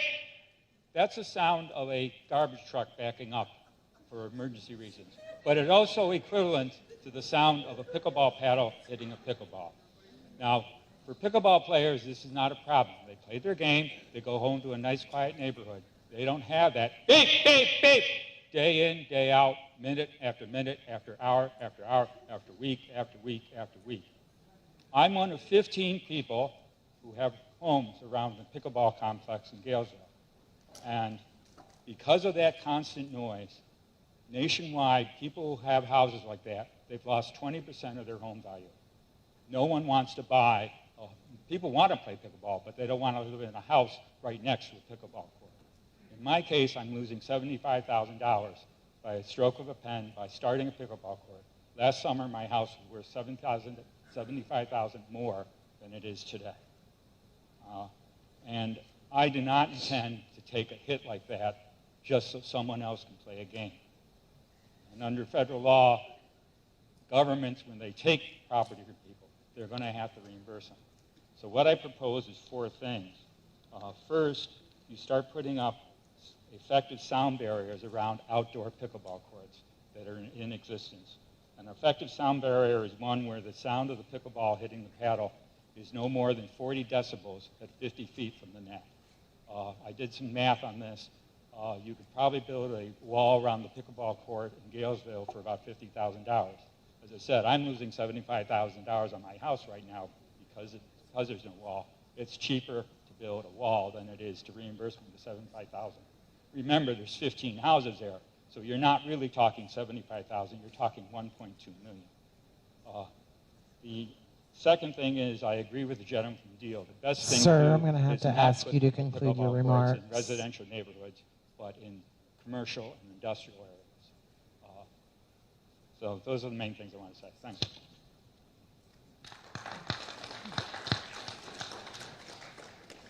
My name's Steve Owens. I live in Friendship. This idea can be funded through recently available grant money, so maybe that'll buy me extra time. A couple weeks ago, I caught an article about the county giving out free laptops to low-income residents to help bridge the digital divide. And there was a good quote by Mr. Pittman in that article, which leads me to believe that the county understands at least some of the issues with that. And I'm about to educate you a little bit more, because it's not just about affordability, it's also about availability. And there are some of us in South County that are still victims of the last mile problem and cannot get broadband. I brought this to Shannon's attention last year, and one of the things the county pointed out was the FCC map, which I was unaware of at the time. But it's fair enough by the county. How can the county solve a problem that it doesn't know exists? Since then, I've been working both for myself and some of my neighbors to get us accurately represented on the map. It took me 7 months. I won't get into horror stories. It's doubly hard on me because I'm forced to work from home and have been for the last 4 years and will be for the foreseeable future. And not being able to get broadband is a problem. I'd love to drive 5 miles down to the Deal Library and use their public Wi-Fi, but I work with classified information and my employer prohibits it. And it really has hurt my career in a number of ways, not being able to stream video meetings, lowering my productivity, etc. But what got me here today was last month when I had to climb up on the roof during a snowstorm to clean off the satellite dish so I could keep working. The county put $2 million of ARPA money a couple years ago into the budget to connect about 90-some homes. There's a lot more work to be done. I'd urge the county to look at the map again. The state of Maryland just received over $250 million in BEAD money for this, and I'd encourage Anne Arundel County to go after their fair share, and let's bring everybody across the digital divide.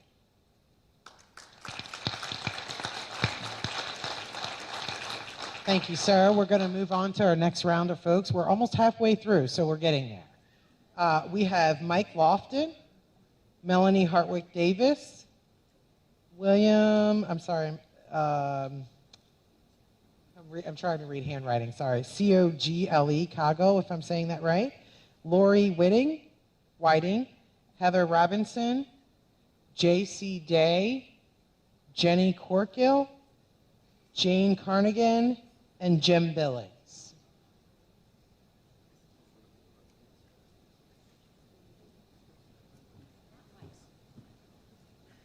Is Mike Lofton here?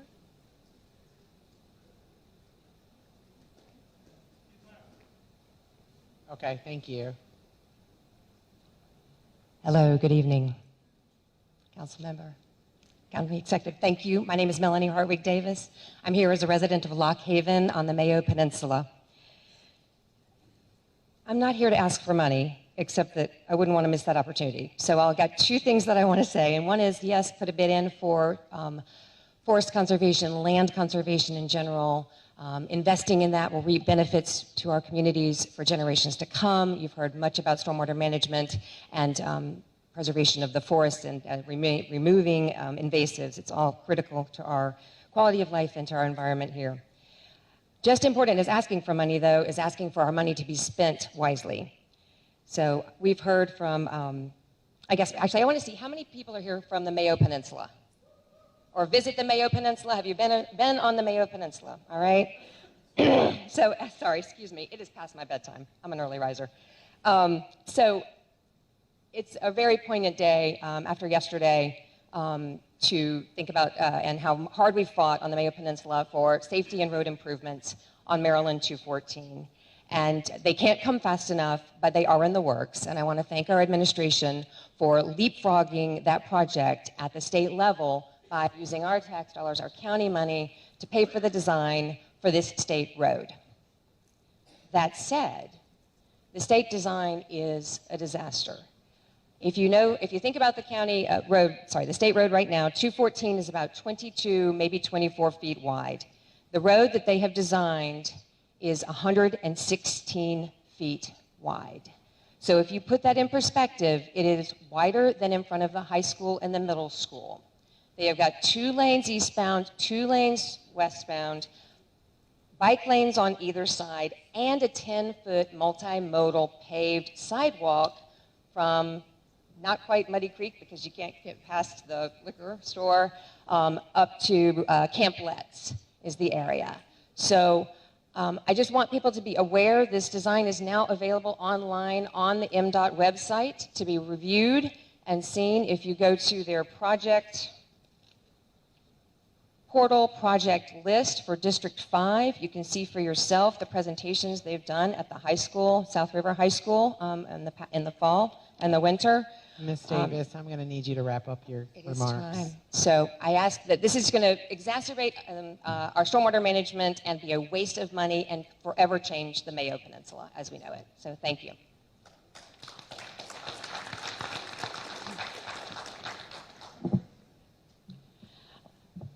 Good evening. My name is Laurie Whiting, and I'm a health assistant with School Health Services. I, like many of the other health assistants, began working in school health because we wanted to have the same schedule as our children, and for the simple fact that we like working with kids. Well, 19 years have gone by for me, and I am still here. There are many other health assistants with the same dedication to our job because we like what we do. Unfortunately, we currently are contractual workers, which only allows us to receive health insurance benefits and up to 12 days of personal leave based on our years in school health services only while we're working, though. However, we're not eligible for long-term benefits such as retirement, annual leave, or holiday pay as other full-time county workers do. There are currently 11 federal holidays that school health staff are not privy to, as we are contractual workers. Many of us use our personal leave to pay ourselves for the many days off that happen in a school year. Anne Arundel County Schools have 25 school closings this year for holidays and other related business activities such as parent conferences and elections. This creates a hardship for many of us because the leave we are allotted is based on years of service and by no means covers the number of days that we are off. You may ask why we work in a position that doesn't offer us what we need to provide for our family. Well, again, we love what we do, so we stay. But unfortunately, many have had to leave because they may not have the support of a spouse's income to supplement them. I am here to ask you to please consider changing our employment status to full-time county workers with full benefits, holiday pay, and retirement. We have been here for you and hope that you will be here for us now. Thank you.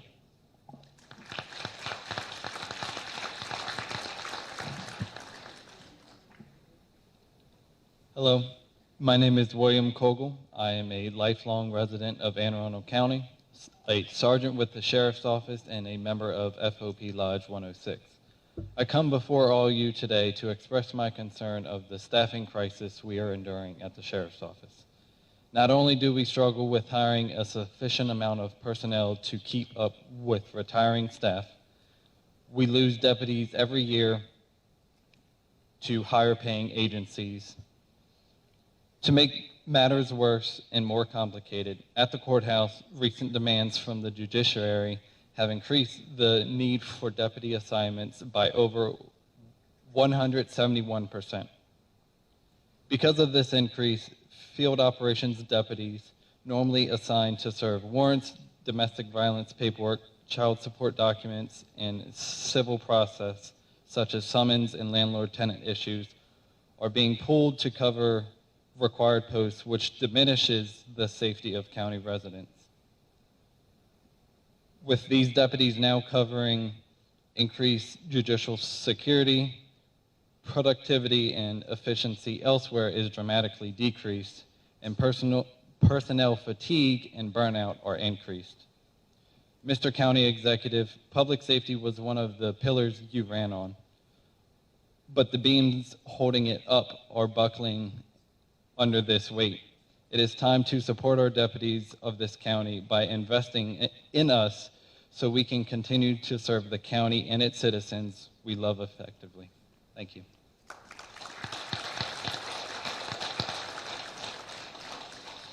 Good evening, and thank you for the opportunity to speak this evening. School health staff serve over 85,000 students in Anne Arundel County each year.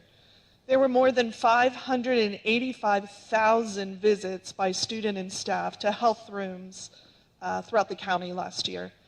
These visits can vary from applying a Band-Aid to emergency care for students experiencing a life-threatening allergic reaction, to case managing students with diabetes or other severe chronic illness. We need the brightest and the best caring for our children. We also need them to stick around once hired. Turnover in school health has been at an all-time high for the last few years. Why, you may ask?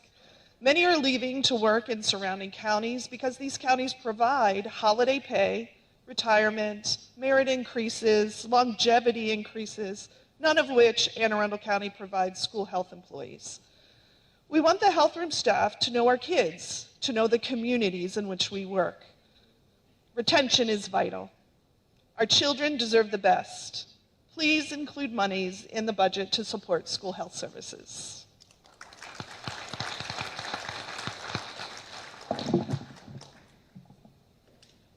Good evening, County Executive Pittman and County Councilwoman Ledbetter. I am Jane Kerrigan, and I'm speaking on behalf of the New Village Academy Public Charter School. New Village Academy was approved last August to operate a public charter school in Anne Arundel County by unanimous vote of the Board of Education. Dr. Bedell enthusiastically endorsed our application because it serves an urgent need of our county and Annapolis in particular. Across the county and here in Annapolis, There is a crisis of student disengagement in high school. Too many young people, especially from marginalized communities, don't see a future for themselves that high school can help them reach. New Village Academy seeks to change this by ensuring our students feel known, connected, empowered, and accountable so that they can take charge of their own education and future. We will open next fall for 150 students, growing to 250, at Westminster Annapolis Mall, helping to reinvent the mall as a hub of community interaction. For instance, New Village will be home to Anne Arundel's first in-person school-based health center, where students and families will have access to physical, mental, and dental health services, even if they are undocumented or underinsured. But building our facility is expensive. We must meet all the requirements for a much larger public school, but unlike many other states, in Maryland, capital costs are entirely the responsibility of our small school. Fortunately, we have been selected by the New Schools Venture Fund of 2020 with startup funding. We've also raised more than $102 million, but we need the county government's help. We hope you'll join us in doing high school differently, ensuring that we all launch our young people into thriving careers, strong character, active citizenship, by including funds for our facility construction in the budget in the coming year. Thank you. All right, thank you so much. Our next group of residents that we have speaking is Mr. Jeremy York, Julia House, Matt Johnston, Brian Cozy, Chandra Rathard, Dina Tice, Frank Purdy.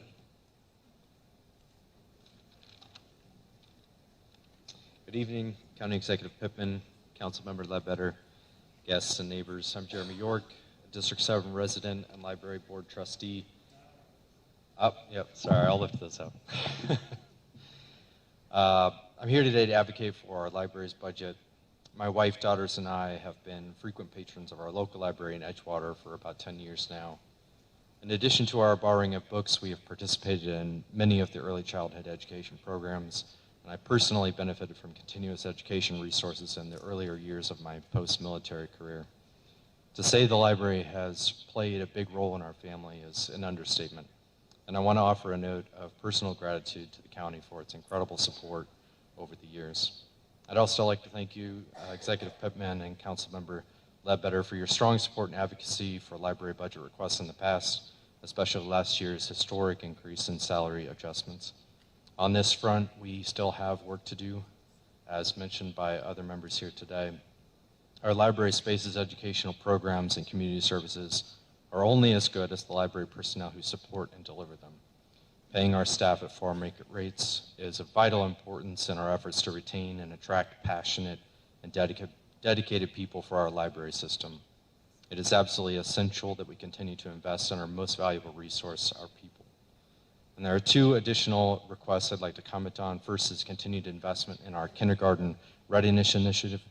The additional funding requested here will add staff and an additional vehicle so we can reach more customers who do not have transportation to the library. We have very strong participation in this program and have received many rave reviews, including the following from a customer at our Crofton branch. I've been bringing my grandchildren to Storytime for many years. My oldest grandchild, now 7.5, is reading at a 5th grade level. His parents and I both attribute this in no small part to the regular attendance at Storytime and their participation in the 1,000 Books Before Kindergarten program, which he completed before entering school. The final item is expanding the library footprint at the mall. It's been a really successful program, and my time is up, so I will not speak more on that. Thank you very much.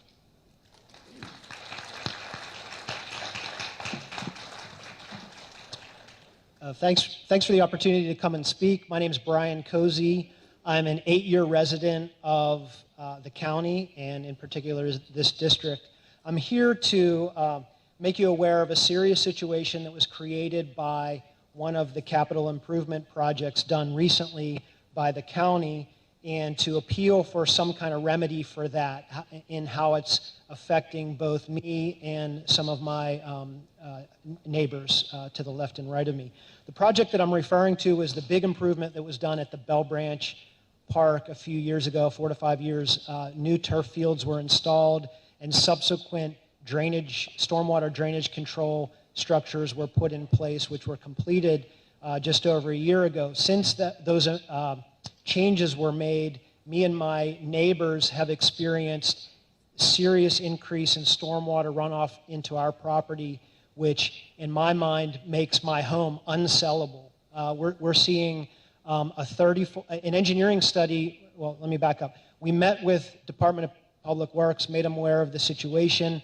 They sanctioned an engineering study, and that study showed that it was a 30-fold increase in stormwater runoff onto our property, 30-fold. The amount of surface water is 3 foot-acres of water, which comes onto my property and has nowhere to drain naturally. So 3 feet of water, the size of an acre, sits in my backyard and saturates soils which have mature forests, which puts my family at risk because 100-foot tall trees within 20 feet of my house, if they were to fall on the house, could potentially kill somebody. So I feel that my house is unsellable now. It's putting my family at risk, and I'm just appealing for something to be done, whether it be an emergency fund. I've heard about other drainage problems that have happened in the county. If you need an emergency fund, rainy day fund, to address things that are ancillary to projects, maybe that's a solution. Thank you.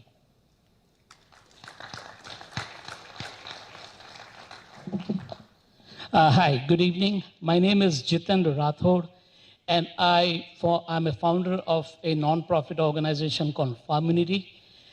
Just as the word says, Farmunity, it is community coming together, farming, and giving back to the community. So I'm here to support my local library, Crofton, where I reside. So Crofton Library gave us 4,000 square feet of land, and we were volunteers of around 10 of us. We soon grew to 200 volunteers. So everyone in the community came together. We gave almost 200 pounds of vegetables and fruits to local people who were in need. One of the things that they wrote to me was they had to decide between paying utility bill and getting food, and we provided them food, so they were very happy about that. So I'm very glad that Crofton gave us 4,000 square feet of land, and we came together and did this. As we go forward, Crofton Elementary, Crofton Meadows, Crofton High School, they're very much interested in working with us there's a lot of community building in this, and they wanted to do this. So there are some gigs that are happening, so I would like to see if you can help us there. So that is something else. The third thing I wanted to also mention is, I know, Mr. Pittman, you grew up in the farm, so maybe you should, I would invite you to come to Crofton Library because we are having a greenhouse where we are building the seedlings. Lastly, I'm not here for funding at all, but what I'm saying is let's all community come together, grow food, and help people in need so that no child is left hungry in this county. And the one thing I also wanted to mention is we are not here, we would like to see ourselves in the budget at some point of time, not as an expense, but as a revenue coming as a goodwill. Thank you very much for your time.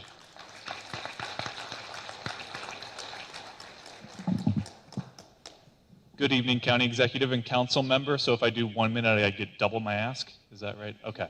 Matt Johnston, I'm a Mayo resident, but I'm also the Executive Director of your Arundel Rivers Federation, who protects and preserves the Southwest and Road Rivers in Anne Arundel County. And that's why I'm here tonight. I want to thank the County Executive, the Council, and the Department of Recreation and Parks because you all took a huge step forward a few years and put money into the Greenways program so that we could actually purchase large conservation easements and protect our large green spaces. I'm here tonight to tell you that Arundel Rivers is usually the first person that our communities call after the flood waters recede. And they're always calling, asking for help. And whenever we go down there, like I did earlier this week, down to Holland Point, and I tour the community with community members, they say, how can we reduce this floodwater? What can we do? And we walk past the last vacant lots, and they say, how can we put those under easement? And I say, I got nothing for you. There's not grant dollars out there to place these small lots under easement. So what I'm asking for tonight is to build off of this great success in the Greenways program and to carve out a small amount. I think $250,000 would really get this going as seed money, to offer community grants to our communities. If communities raise some money, they can apply for this and they can purchase those last remaining wet lots. Because I don't think that you'd be surprised if you did a poll here. All of us have wet lots in our communities that have been wet and vacant for 400 years because they were wet. So let's go ahead and help our communities purchase those and protect our bay. Thanks.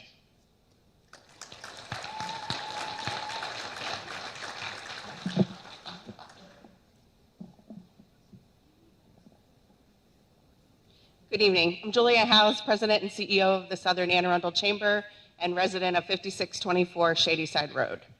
I'm going to just list off a few things that constituents and community members have brought to our attention or have personally impacted, that kind of thing. The turf field right here at Southern High School, we'd like to continue that and have it on track. I didn't check in with the athletic director today, but it was supposed to start Monday and it hadn't. So trying to keep that on track so that it doesn't impact any more of our sports. More facilities in the area for our growing youth program. We want our kids out, we want them active, so let's give them the facilities to be able to do that and the lights to be able to do that. I will be taking my daughter tonight to practice at 8:30. She doesn't end practice until almost 10, so they're out late at night due to the facilities. Transportation, we need it in South County. It's there, it's implemented, but we need more access to it, and we need it to reach more of the county, the southern part of the county, and then have more options for our constituents to be able to access that and access it quickly without having to put in an RSVP system so far in advance that it doesn't work well for them. Water access opportunities to our residents, and then taking what we've already done for water access and improve it, and then continue the maintenance on those projects. We have a lot of new open access, water access in South County and Southern Anne Arundel. Just keep that maintained and going, and then see what new projects we can do. Keep Deal Park moving. Let's open it to residents ASAP. I'm happy to hear that the bids are out and coming in, so I'm hoping to see real movement on that so that we can do the next phase of ribbon cutting and opening and get kids and families and adults out on that park. And then another thing that I know will take a lot of work with our state constituents and our state partners, but Shadyside Road and being on a peninsula, I know Mayo Road has a lot of the same impact. We've had 2 major fatalities in the last couple of months, and it's left residents really without any kind of support for hours on end. The one, took almost 24 hours, and the other one was 8 to 10 hours. So it's a real impact on families when they can't get in or out to get to where they need to go. And then also touching base with our state partners on the Shadyside Road flooding. I know that it's been a talk, we've had lots of conversations about it, but let's keep that on our forefront as well. So thank you both for your time. Have a great night.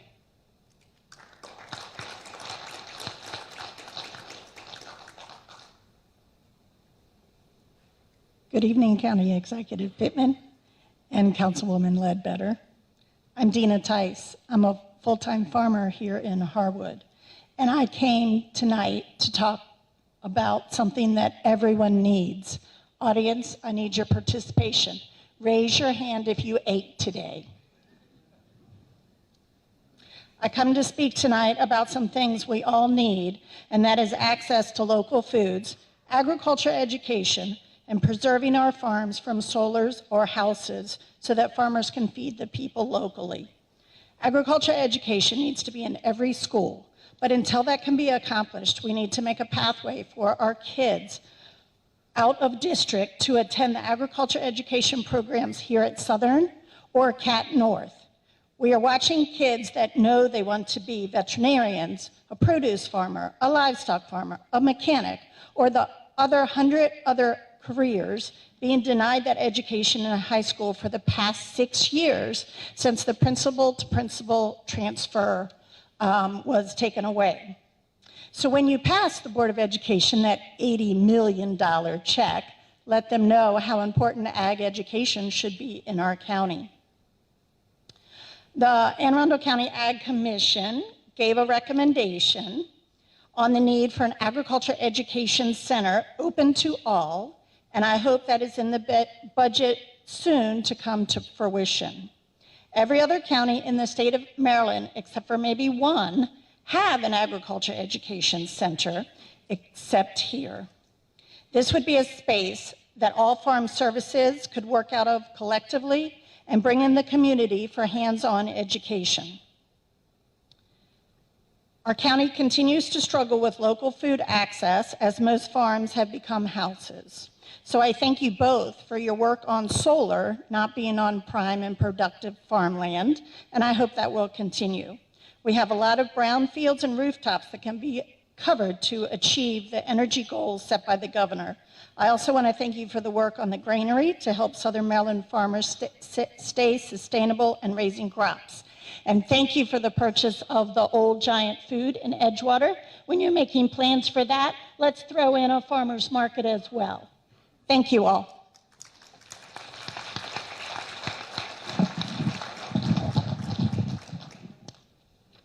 Hello, I'm Dr. Frank Purdy, Commander, United States Navy retired, representing the Friends of Kings Branch Flat Creek. You can go to friendskbfc.org. And my comments involve the Recreation and Parks budget. I would like the county to create safe, fair, and easy access to Kings Branch Flat Creek Greenway Natural Area on Ash Street in Davidsonville. In July 2022, the county submitted their land preservation, parks, and recreation plan to the state, citing natural areas as a priority for District 7. Despite this stated need, your administration has taken several actions that make the actual use of the park much harder than necessary regarding parking, accessibility, and public awareness. First, please fix the new county-created parking problem. After a year of activism, in March 2023, public access to the property was moved from posted land onto the county right-of-way. 3 months later, the county installed no parking signs on both sides of the roads for the last 1/10 of the mile leading to the park.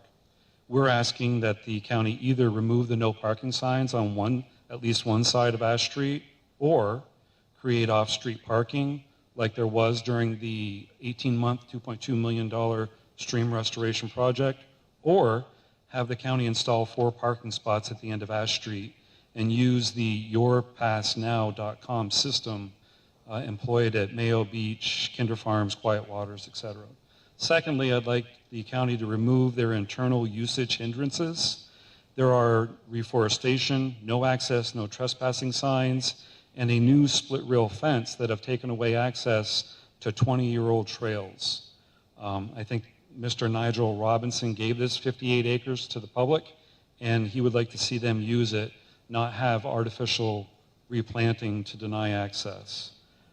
If you can't do that, then I would request that you allow us to blaze new trails. We have 20 volunteers and have attempted several times to set up a working party.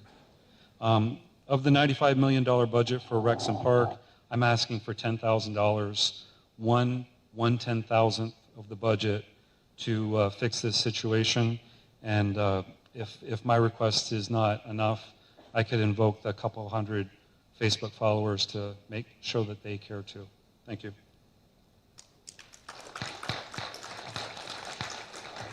All right, I'm going to continue on. The next folks we have is Kate Fox, Giovanni Amici, Mike Matea, Drew Martin, Susan Medcanti, Stephen Kish, Mickey Love, and Jackie Kyle. Hi, I'm Kate Fox. I know you both very well. It's good to see you here tonight, and to you, Courtney. I have two requests tonight, and I'm going to try to be really quick. One is, as you know, the code is well out of date, especially the subdivision and zoning code. It needs to be modernized. It's contradictory because there's been so many text amendments to change the code.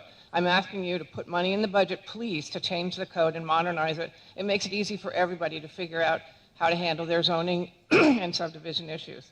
The second is actually a request from my millennial son, as well as myself, to increase transit in the District 7 area, but also in District 6. With all the high-density development that's going in Parole, there's going to be a lot of transportation problems in that area, and then without some kind of circulation transportation, people are going to get in their cars and drive wherever they want to go, and it's going to increase the traffic problems that are already there. But we need transit throughout the county, and I think what we also need is a public information campaign to let people know where the transit is and how to access it and how to figure out how to use it. Thanks.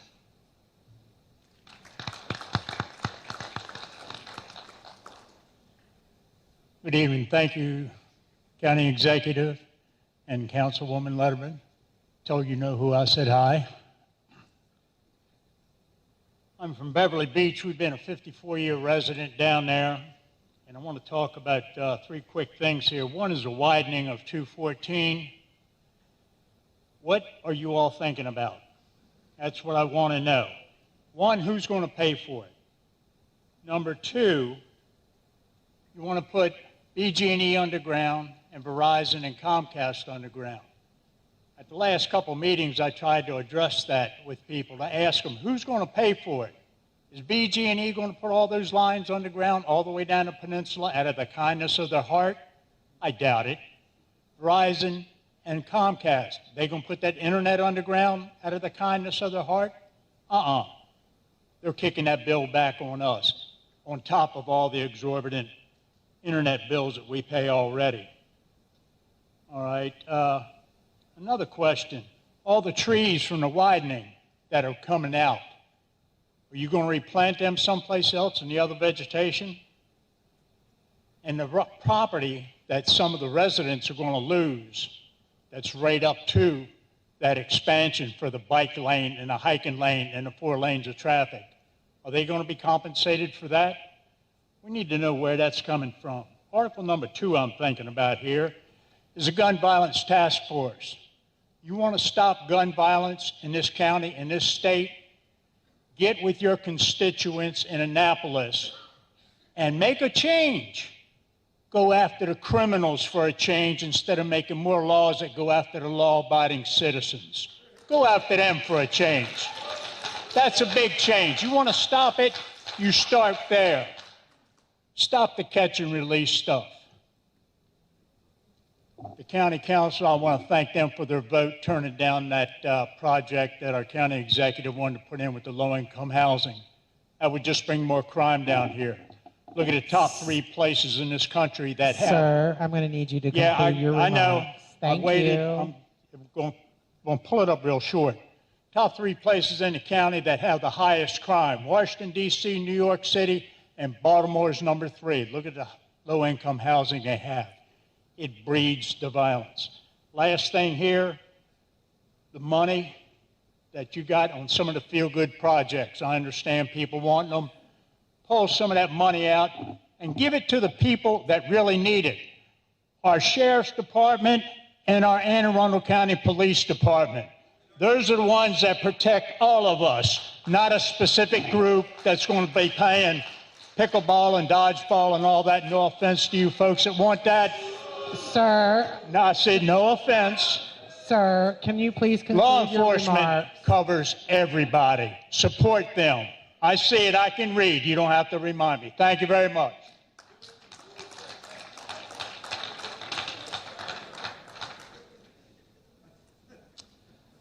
Good evening. Thank you for the opportunity to speak. My name is Drew Martin, and I've been on the Non-Represented Employee Committee for over 20 years. There are over 1,100 non-rep employees in 21 departments in this county, employees that are not in unions. I want to first thank you for providing the non-rep employees with merit and COLA raises that were equitable with the unions the last 2 fiscal years. Non-rep employees have had no pay raise in 6 of the last 21 fiscal years. That's 28% of the time. Most, if not all, other county work groups, unions, have been caught up for lost wages. It's time to address this in FY25 before we lose more valuable employees. Tonight, I'm speaking for our current non-rep employees, but also for the employees who have left. Here's the perspective from an employee hired between July of 2019 and June of 2020. Their first year review at the county in FY21, they received no merit or COLA, yet they witnessed all of their union coworkers receive an average 5% raise. Even worse, they saw that this inequity was not corrected the following year, or the next, or the next. Then they learned that the county has a terrible history of leaving non-rep employees behind. Unfortunately, I've heard from many of these employees, and this is why they have left our county for better opportunity. At the fire department, over the past 10 years, from 2013 to 2023, our personnel turnover history is the following. 53% of the career firefighter staff have left. 105% of the non-rep employees have left. When considering all fire department personnel, we have lost 550 employees in 10 years. Turnover is a waste of taxpayer money. It has been estimated that each person lost costs us around 30% of their annual salary in expenses related to recruiting, hiring, and training a new person. We should do everything we can to retain good employees. Our compensation and benefits must be more competitive. As Wes Moore and Stuart Pittman have both said, leave no one behind, and let's make Anne Arundel County the best place for all. Let's show that these slogans are not just words, but principles we honor and practice. Thank you.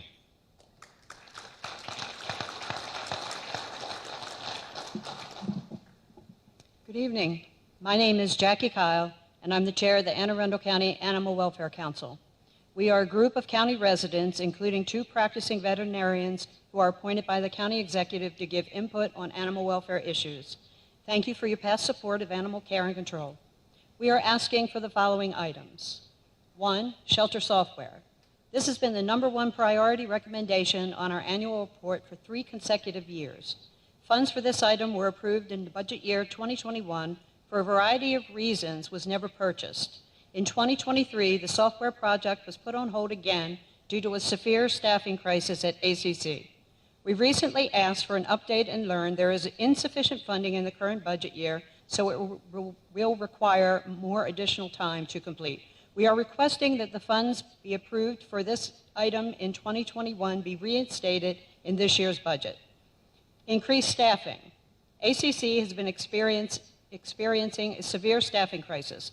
While we understand that 4 of currently vacant positions should be filled by mid-February, it will leave 3 more vacant positions still needing to be filled. In addition to filling those vacancies, additional new staff positions are needed. The staff person who oversees the volunteers, fosters, events, and rescue placements handles over 200 animals in foster care at a time, 80 volunteers donating thousands of hours who need training and oversight, and manages dozens of community events. This is entirely too much work for a single staff position. 2 additional staff persons to divide this workload is needed now. A commission study. The current facility, built in 2000, is inadequate and out of date.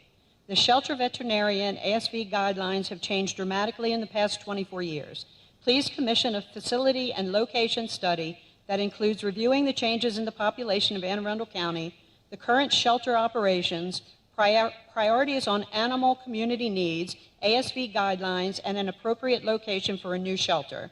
Thank you for your consideration of these items for the people and pets of Anne Arundel County.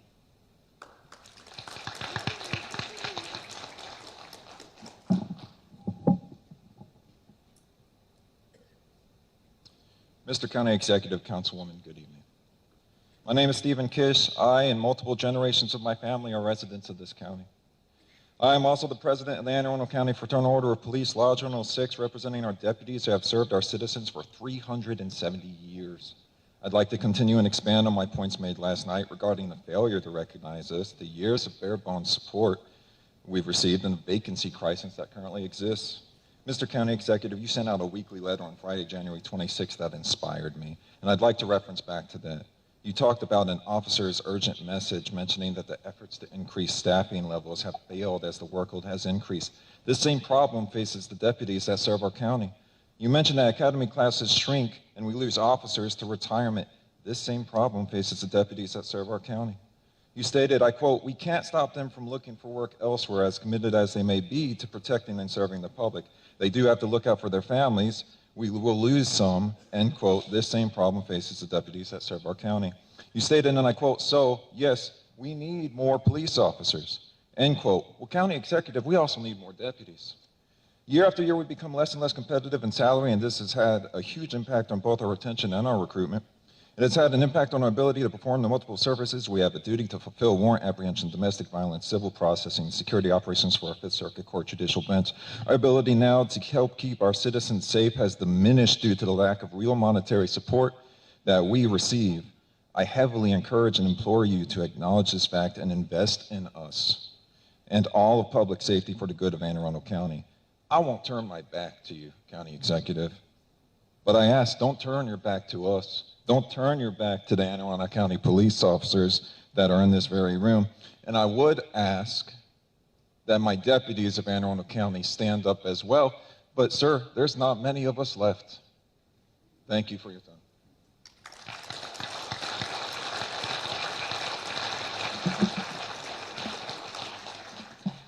Good evening. I'm Mickey Love, Executive Director of Historic London Town and Gardens in Edgewater, Maryland. Also here with me are members of our Board of Trustees. Speaking on behalf of our nonprofit, I must first express how much we appreciate the funding you have provided over the years. County support enables us to offer historic and educational programs for children and adults and present breathtaking gardens. Our 2024 allocation of $335,000 for London Town and the Gresham property was 20% of our budget. We are requesting level funding for 2025. At London Town, we tell our history with tales of colonists patronizing the William Brown House, the daily lives of London Town residents, and the once active port and trade. We also are honest about the oppression of the enslaved, of indigenous people, and those with tragic existences during the almshouse period. We share these histories as a way to honor those individuals and their ancestors for their perseverance, courage, and strength. Designated as a UNESCO Site of Memory, the November Port Marker ceremony was an effort to address old wounds. We are faithful stewards of 10 acres of ornamental and woodland gardens with their camellias, magnolias, and more. When you add in our private event venue, there truly is something for everyone at London Town. Our value has increased with the addition of an equipment barn and an education pavilion now under construction. While the pandemic brought a reduction in staff and programs, we are well on our way back to pre-pandemic levels. Last year, nearly 3,000 school-age children toured our site, and our calendar is filling up quickly this year. In partnership with the county, we look forward to future projects, including improved ADA access and a restored natural waterfront and extended pier. We are profoundly grateful for your support and ask that you maintain level funding for 2025. Your investment in London Town benefits us all. Thank you.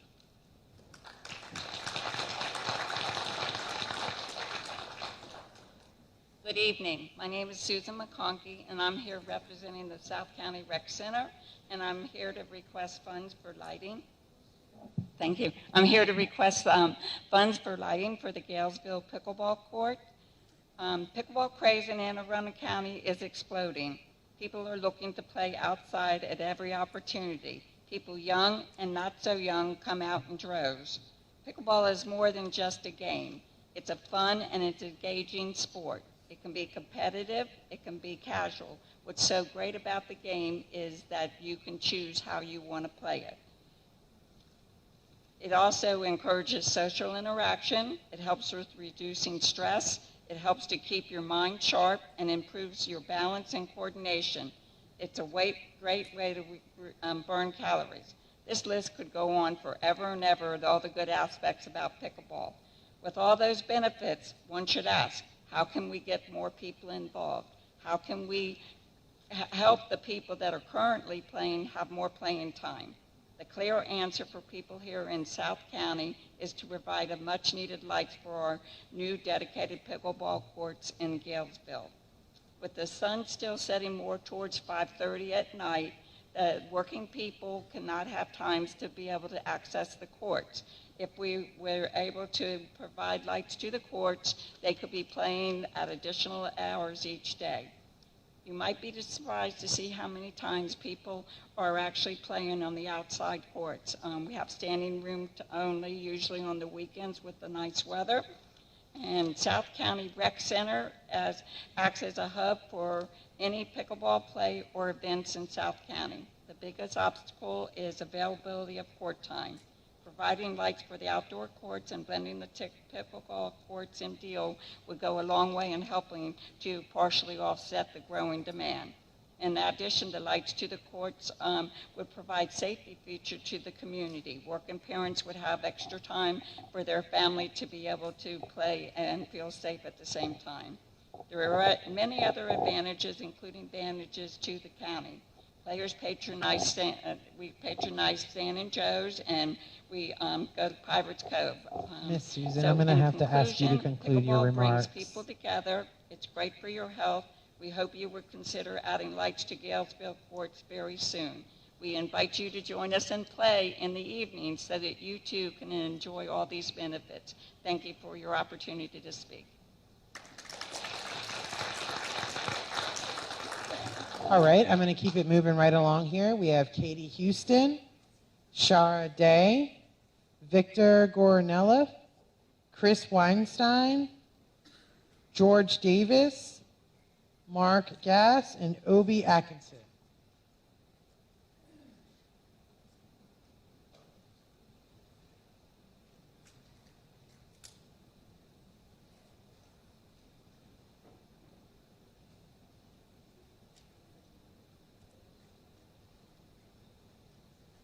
So Katie Houston here still? She was the first.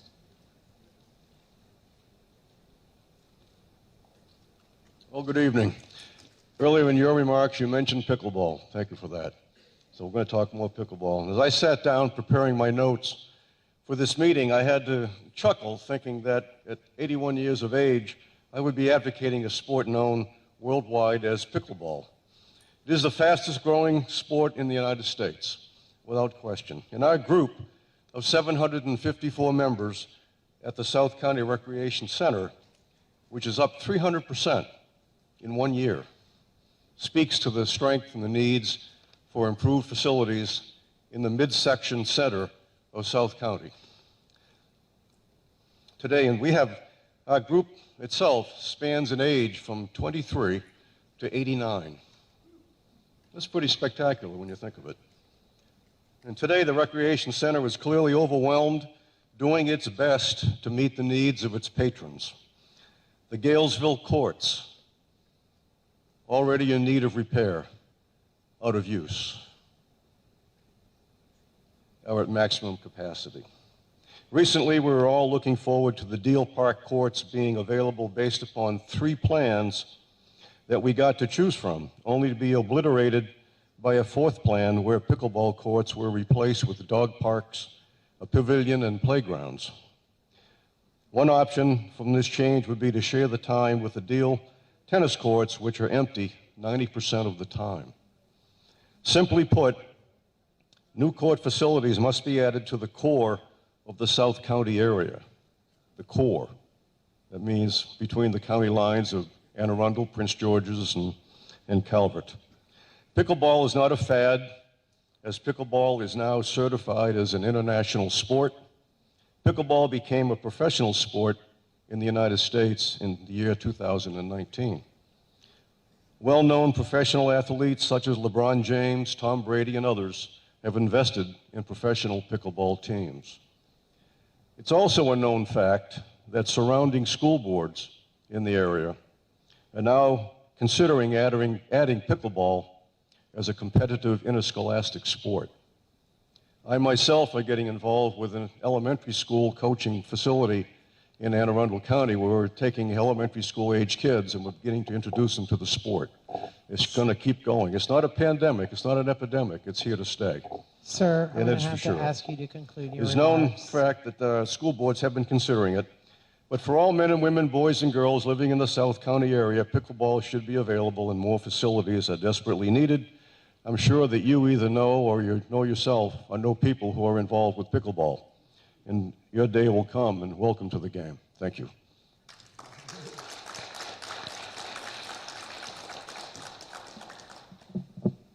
Hi, my name is Chris Weinstein, and I'm the president of Friends of Anne Arundel County Animal Care and Control. Our requests this year are for some specific staff positions and to start planning to build a new shelter for the animals in the multi-year process. I'll send you an email to let you know the details of that. I want to thank you, Mr. Pittman, for having these hearings. The purple shirts have attended every single district meeting you have had, not just this year, but all 6 years. Anne Arundel County Animal Care and Control is a very small agency, part of the police department. It's less than 2% the police department. We couldn't get a voice until you gave it to us.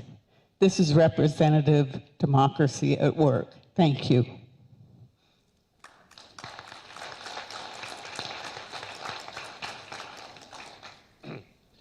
Good evening, Mr. Pittman and Ms. Ledbetter. Thank you for allowing me to speak with you today. My name is George Davis, and I'm a member of FOP 70.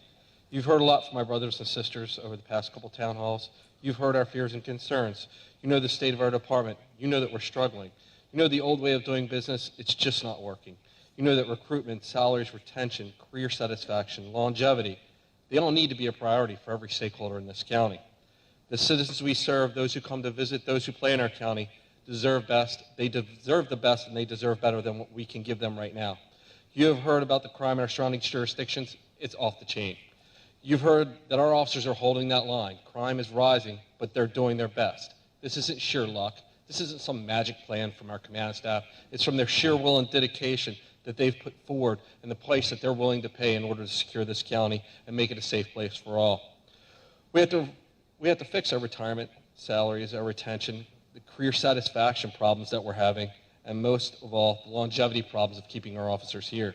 There are some who may say that they're not happy about this. There are some who may say our tax dollars are spent better elsewhere. Well, I would say to those same folks that if you don't have police, you don't have anything to invest in because you don't have a society. We are the glue that holds everything together. We're the glue that keeps the wheels from falling off the bus. The weight of the decision that must be on you all, it's heavy, I'm sure. I'm not going to lie to you. I can't imagine what it must be. But like us and our communities, you have to be honest with yourself. What are we going to fund? We have to admit hard truths in hard times. My brothers and sisters, they have to make split-second decisions that attorneys have the luxury of sitting back for months, maybe even years, picking apart and making decisions. Those decisions change lives.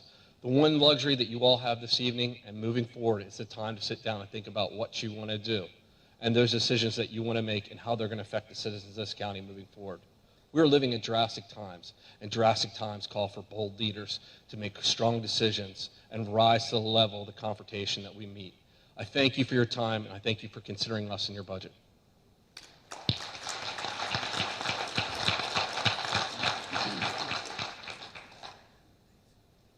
Good evening. My name is Mark Ass, and I'm the first Vice President of the Anne Arundel County Fraternal Order of Police. Sir, this is your 7th town hall. We applaud you for spending the time to hear from your communities. We are here for you tonight, here with you tonight, as we have been 6 times already this year, to make absolutely certain you'll hear what is going on in Anne Arundel County. Our communities also need to hear what is going on where they live. This is so that nobody can deny or forget that our police department is facing a dangerous staffing crisis. In a given year, we are lucky if we get 12 recruits and maybe 10 experienced officers to leave their police departments to come join us. That is a far cry different than the 20 to 30 lateral officers being hired that were falsely presented to the county council on Monday night.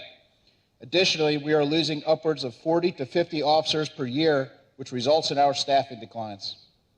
And that doesn't even include the 176 officers currently eligible to retire.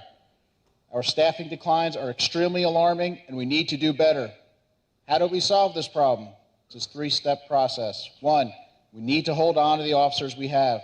They have vast amounts of professional and institutional knowledge that we need to pass along to the future generations of our police officers, and we need to incentivize them staying to just do that. 2, we need to attract and hire more experienced police officers. These are officers that are trained and ready to go. They need only a brief period to familiarize themselves with our agency, and then they are fully effective officers. We have to get true incentives for them to to want to leave their old agencies and join ours. 3, we need to hire the best and the brightest entry-level officers. These officers take about a year from hire before they become truly effective, but they will be the officers and leaders we need for years to come. We need to make it worth it for people to join our noble profession here in Anne Arundel County. We need to do these things, and we need to do them now. There is no time to waste anymore. Please help us keep this county safe. Thank you.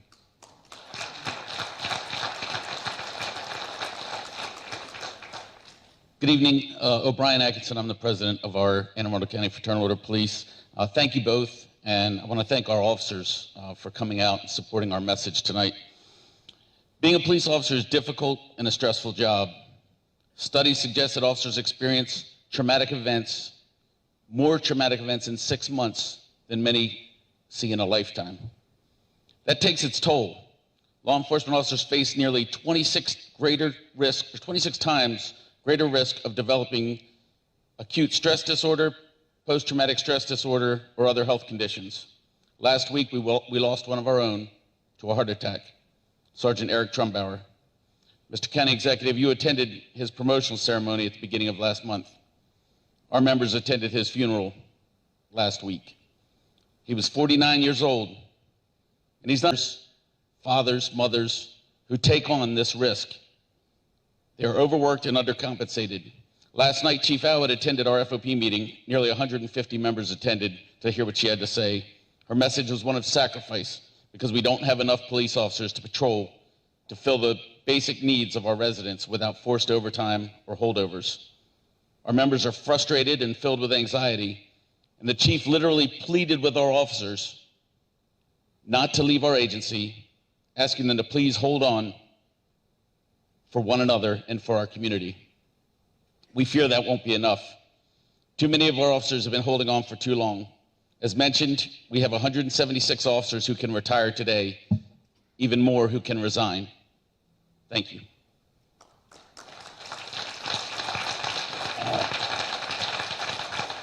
Thank you so much. Our next set of people is Chris Salmi, Suzanne Spohr, Leah Paley, and Rachel Helbig.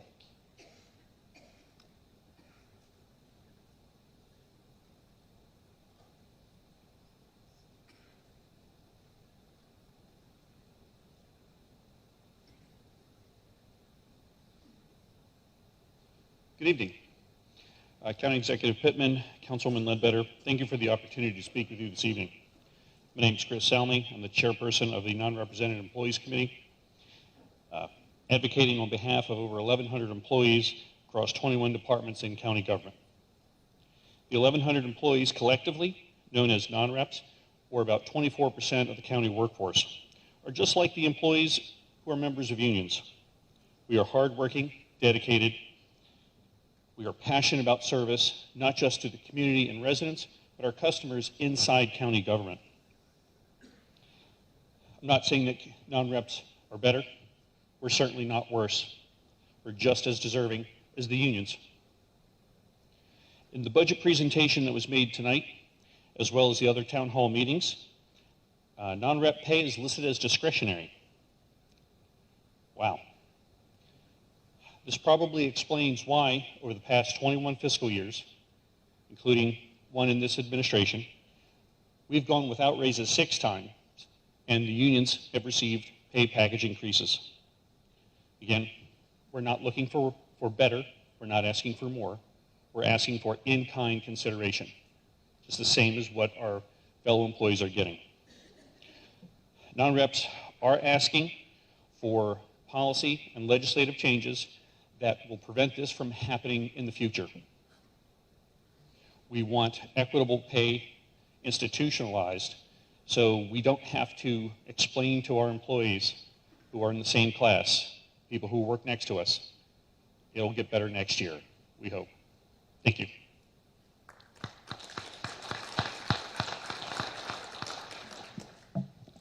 Good evening. My name is Leah Paley. I'm the CEO of the Anne Arundel County Food Bank. Thank you for the opportunity to provide input this evening. I'm going to make it brief. You heard from our friend Pat Sally, who did a wonderful job speaking to the work of the pantry that she is at. And I really just wanted to take a moment and speak to some of the challenges that our neighbors in South County experience around the issue of transportation. A 2023 community food assessment of South County that was conducted by the Anne Arundel County Health Department revealed that many residents are traveling upwards of 45 minutes to purchase affordable, fresh, and culturally relevant food. And in response to that, our organization has brought in a mobile pantry, which Ms. Sally spoke to as well. And for a total of 6 times since the program got off the ground back in September, we've been able to serve 262 households with fresh produce, lean proteins, and healthier shelf-stable items. I wanted to also point out that for District 7, most of the district far exceeds the county average of 1.39% in terms of the number of households that are residing at least 1 mile or more from the nearest supermarket without access to a vehicle. So it's imperative that programs like the mobile food pantry exist, as well as our pantries that are currently spread out across South County. And just last year, 57,000 instances of food assistance across the southern part of the county through the help of the food bank. So thank you. Pat mentioned we're asking for 1.5 million. So thank you for your consideration. Have a great night.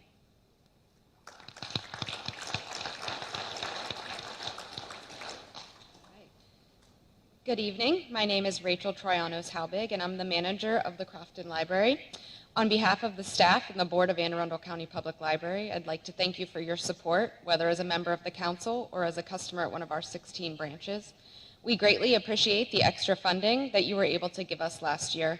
By funding part of our wage ask, we've been able to increase morale, make recruitment easier, and retain high-quality staff.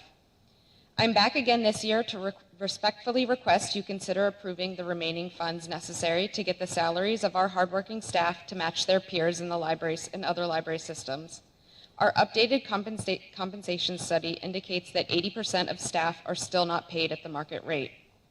The library is truly a community hub providing services and resources that improve and save the lives of our county residents. We've distributed more than 300,000 masks and COVID tests and more than 4,400 gun safety locks.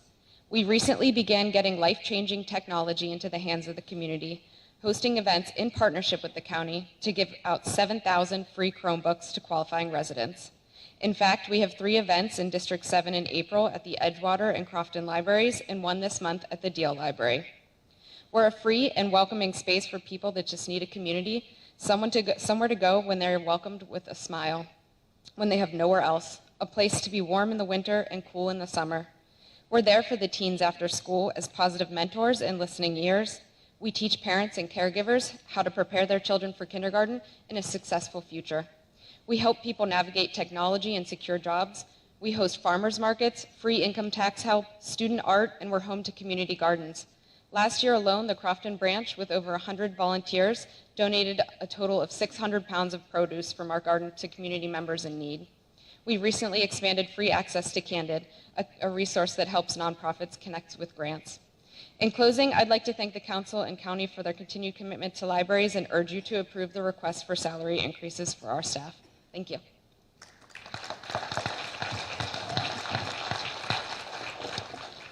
So now we're going to open up the floor for anyone who has not yet spoken. If you would like to present your budget request, please line up behind the microphone now.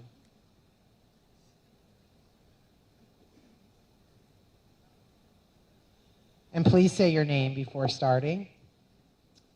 Sorry, I thought I signed up, but in any case, that's all right. My name's Matt Minahan, Mr. County Executive, Madam Council Member. I'm not here to ask for any money. I'm here to, coming so late, I get to underline some of the things that you've heard already and try to emphasize why they're important. What Kate Fox said about updating the county code, I know we've talked about it. I hope that happens sooner rather than later, and it can be done on an expedited timescale. Matt Johnston and Arundel River's request to set aside some funds to preserve wetlanded parcels and infill lots to prevent them from development. I think that's a really good idea, and I hope you would support that. Melanie Hartwig Davis talked about the plan for 214. We need help there, but the plan has become gargantuan, far beyond what any peninsula our size should be thinking about. We are very pleased with the modest improvements to Mayo Beach Park and to Beverly Triton Nature Park. Thank you to Rec and Parks. The parks planning process is much, much better. The planning for the South River Farm Park right now is engaging citizens much more upstream, even before the county begins its planning process.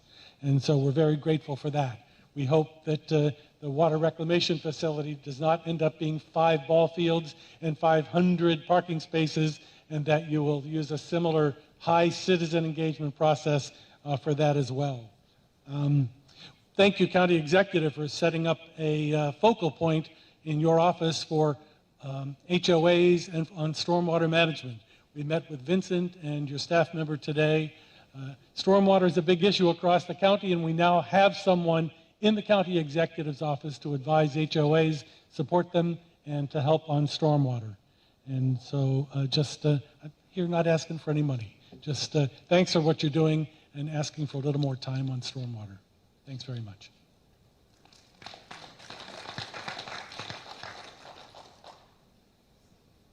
Good evening, Matt Trott, District 7. Thank you for your time tonight to listen. I'm a member of FOP Lodge 70. Didn't come here to speak, came here to listen. This is hard. I'm not going to beat the drum on what they want, because I want the same thing they do. I just want you to hear about 2 days in my career, just 2. June 28th, 2018, 888 Bethsgate. I was there, saw the carnage, worked hard, went home. Wife said, "How you doing?" "I'm good."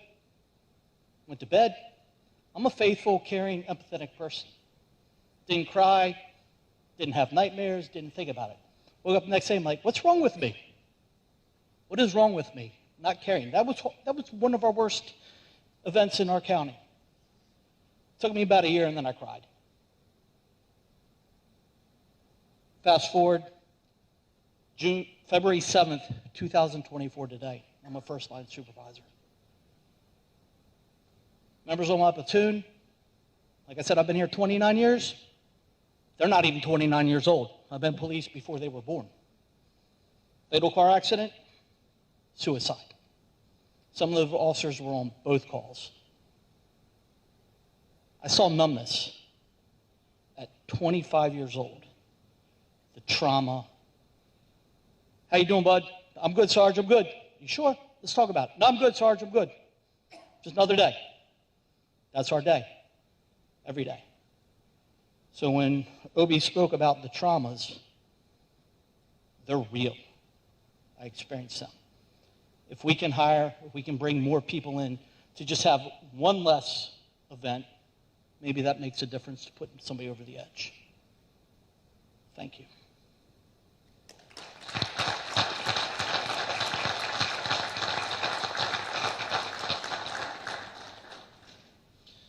Good evening, Councilmember Ledbetter and County Executive Pittman. My name is Jamie McIntosh, Vice President of the Anne Arundel County Professional Firefighters.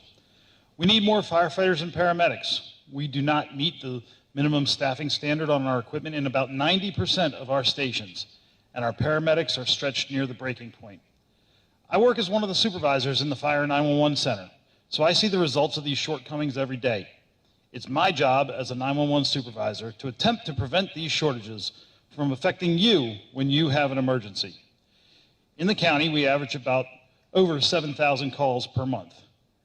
Because we don't have enough staffing on each piece of fire equipment, we have to send extra fire engines and ladder trucks on each fire call just to have enough people there to do the job. This means that a fire call in Davidsonville might pull the equipment from Deal and Shadyside, leaving those areas unprotected. If we had the proper staffing on each apparatus, more communities would remain properly protected when an incident occurs in another part of the county. Our shortage of paramedics is equally concerning. Over 5,000 calls per month are medical. My job to try. District 7 can lose medic coverage with just 2 calls at the same time. A serious call in Shadyside and another one in Harwood. Maybe it's a wreck like the police officers were just talking about. That would mean there's only one life support paramedic unit available in the entire area south of 214. On top of that, the Arundel Fire Station, in one of the busiest areas of the district, doesn't even have an advanced life support paramedic unit. Sir, I'm going to have to make ask the you problem conclude worse, your remarks. paramedics are the hardest fire department employees to hire. Our current paramedics are overworked and many retire at their first opportunity. Our paramedics need pay enhancements to keep them on the job and to attract paramedics to work here. We need more firefighters and paramedics so we can make Anne Arundel County the best place of all for people experiencing emergencies. Thanks.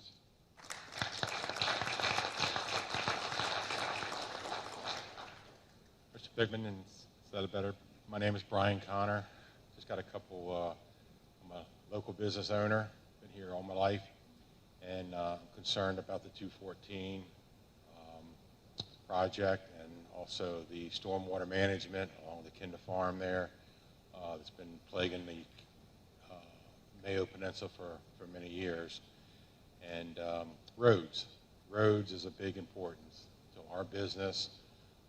214, the side entrance roads, the offshoot roads to Carl's Wharf, Germantown, all through the Mayo area are just potholes and just tragically to drive up and down them. The last thing I want to ask is that the 214 project, we talk about the police officers as crossing guards. That's what we have right now at the South River High School. Several accidents, fatality. The lady that lived across the street from my business and ownership had the fatality to the crossing guard there, left the county because she couldn't go up and down the road any longer of the tragic accident. I suggest that we put in the budget, just like on Route 2 for the golf course and the South River Colonies, the bridge. Okay? If you take and figure out what we pay the police officers and the crossing guards to be there every day through the school period, what that cost is versus what it would cost to not to have them, and you have a bridge, you have plenty of room from the right side of Mayo Road over top and into the area right there on the right side of the entrance of the school. A bridge would alleviate the cost of an officer and usually have 2 crossing guards there. So then you wouldn't have the kids going across the street and the challenges of the cars running over them. I think a bridge would be a most practical thing to improve that section of the highway right there. Thank you very much.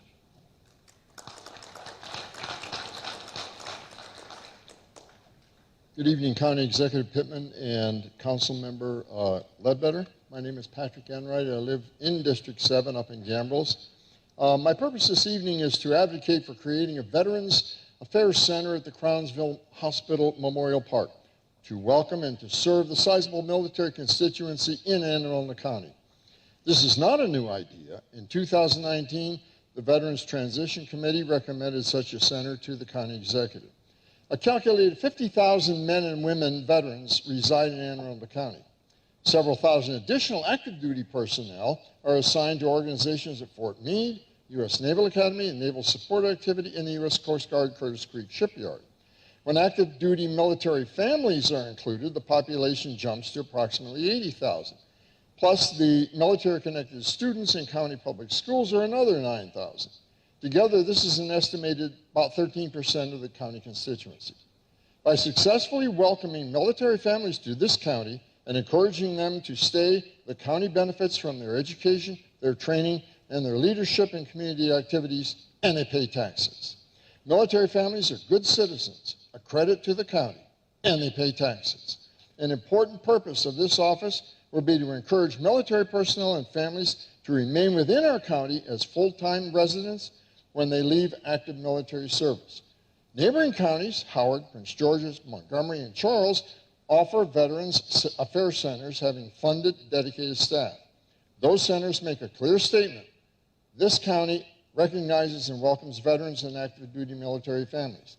By collaborating with officials at the military facilities mentioned above, the proposed Veterans Affairs Center could help identify Anne Arundel County as a preferred place to reside and or retire. Governor Moore has indicated in 2024 is the year for military families. Thank you.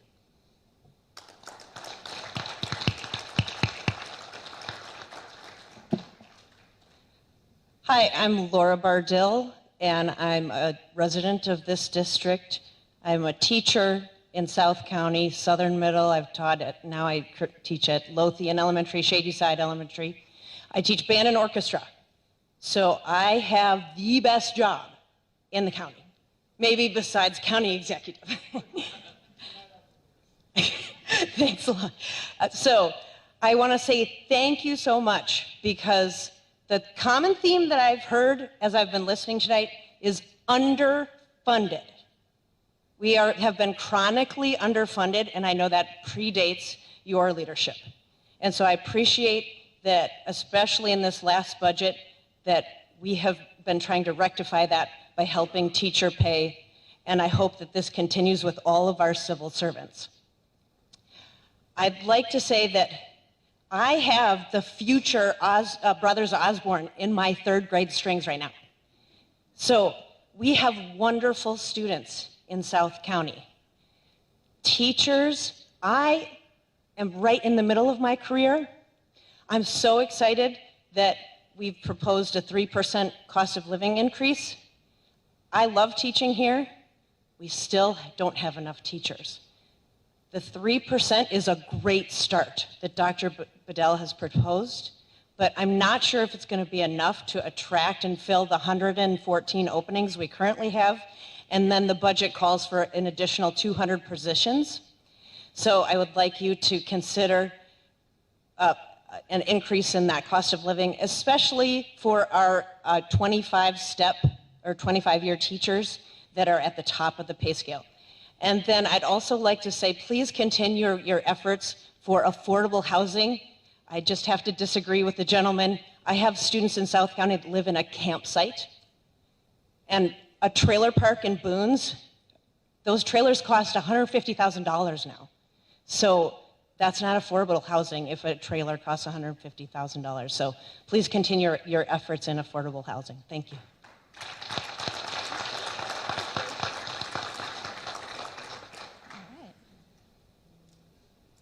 Hello, my name is Nicole, and I'm the president of the Teachers Association of Anne Arundel County, the biggest mouthful there ever will be.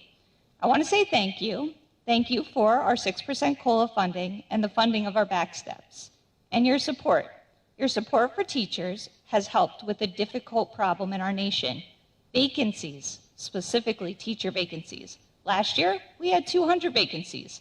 This year, we're at 118. It's a step in the right direction. But 118 vacancies is 118 teachers missing.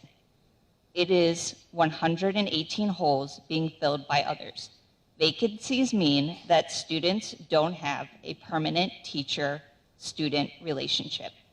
And let me tell you, my little guy, who I worked with when he came to me in 1st grade, I then looped with him to 2nd grade and to 3rd grade. I love this little boy. And when he came to me, he really struggled with his emotions. By 3rd grade, we had gotten him to a really good place. Why? Because we had that relationship. And right now, it's a struggle. It's a struggle to have that relationship.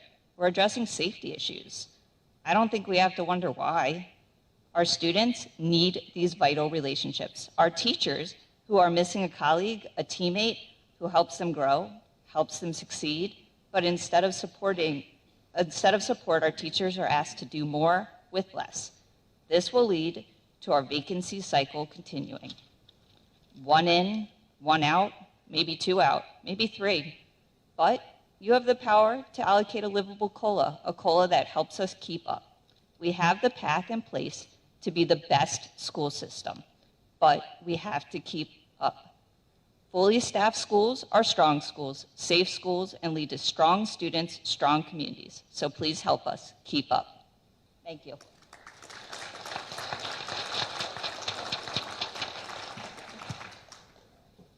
Hi, I'm Kathy Flanders. I'm a 17-year veteran teacher at AACPS. AACPS has approximately 1,120 teachers at the top of the salary scale, 25 years. These teachers stay. They teach because they love what they're doing. They serve as mentors, role models for new and incoming teachers, and stalwart contributors to school improvement.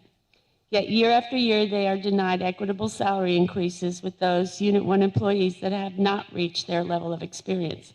Imagine that tomorrow they all decided to retire. This year, Dr. Bedell's proposed budget again ignores the contributions of veteran teachers. Instead, he proposes only a 3% COLA and a step for those who have not reached experience level 25. At year 25, Unit 1s receive no step increase. Additionally, he proposes to raise employee contributions to health care by 7%. For a family health care plan, this proposal could conceivably eat up as much as 50% of that 3% COLA. Given this scenario, and based on existing salary scale for 25-year masters plus 30, would actually get only about $1,600 annual salary increase under Dr. Bedell's proposed budget. Spread this over 26 pay periods and subtract additional taxes, and this does not remotely keep up with the cost of living in the Baltimore-Washington corridor. Inflation rates still hover at around 4% in this area. Last year we were given 6% COLA, but the inflation rate was about 8.8% or 0.8% above the national average in this area. This is a deficit spendable income of 3.8% over the last 2 years. 1,120 teachers as of this year could conceivably consider whether staying at AACPS is worth it. For our children and our future, please make sure it is worth it. Thank you.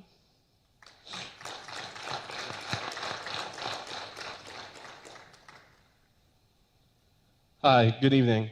My name is Will Johnson. I'm a kindergarten teacher at Point Pleasant Elementary School in Glen Burnie. I'm also a board member of TAC. I wanted to address the concerns we share regarding the recently proposed education budget for fiscal year 2025. While our superintendent has laid out the fiscal challenges with commendable detail, it's essential to acknowledge the personal impact this budget may have on each of us. We appreciate the County Executive Pittman's move to increase starting salaries, but we cannot ignore the potential pay discrepancies that may affect our livelihoods from other counties in the state. We have to do more to keep teachers long-term, not just hire them in the short term. The statement made by the superintendent a couple weeks ago about starting pay disparities raises serious questions, and the assurances about reduced workload and improved morale simply do not align with the reality many of us are facing in the classroom. I currently cannot afford to live in this county, and when my car broke down last month, I could not afford to get another one without assistance from family. The increasing vacancies and the looming possibility of changes to our healthcare create uncertainty about our financial well-being. When the budget gets to the county level, I urge you to consider increasing the proposed budget for AACPS and a multi-year contract moving forward. As educators, we pour our hearts into our work, and we deserve a budget that reflects the value of our contributions. Thank you.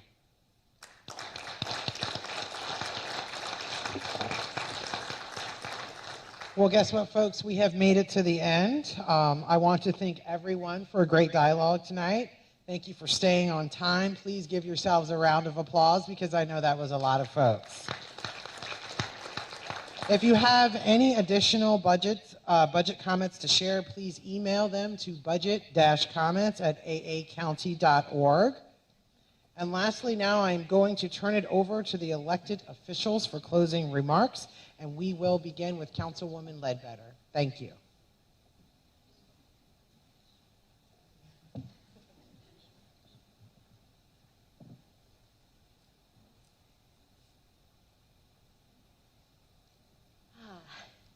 thank you everyone so much for being here tonight, and for those of you who are still in the room, for sticking with us to the very, very end.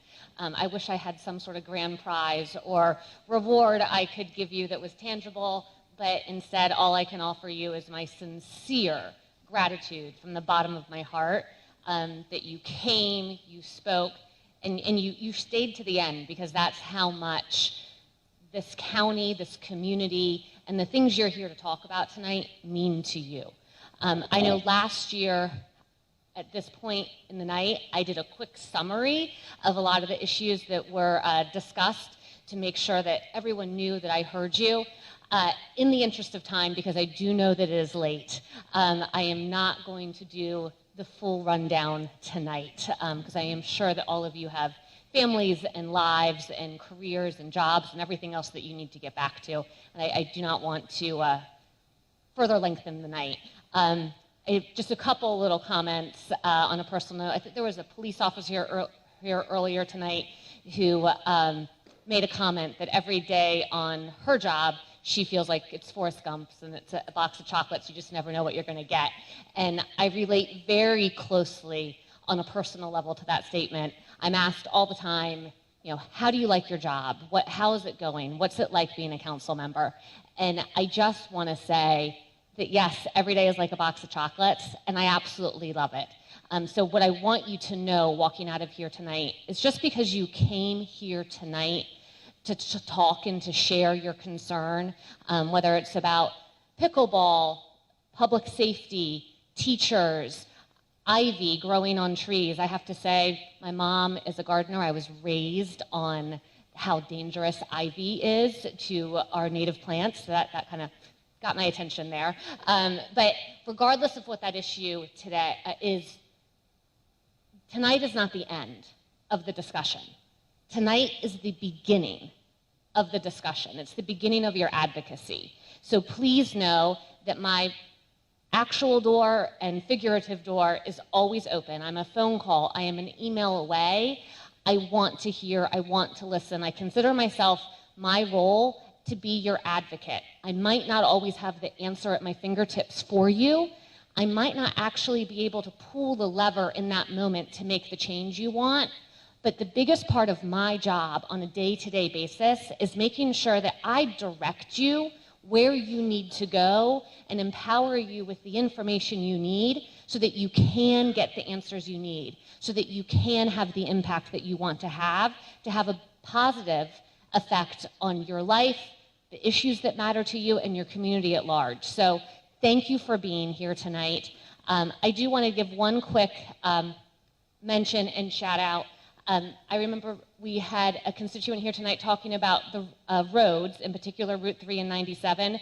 I wanted to make sure you were aware that Delegate Stuart Schmidt has arrived, and that would require some work with the state level. So you might want to, if you could raise your hand. Yeah, thank you, Delegate Schmidt, so that the two of you can connect. But that is it for me for tonight. Again, thank you so, so much from the bottom of my heart for being here. I look forward to hearing from all of you and working with you in the days, months, and years to come. So thank you.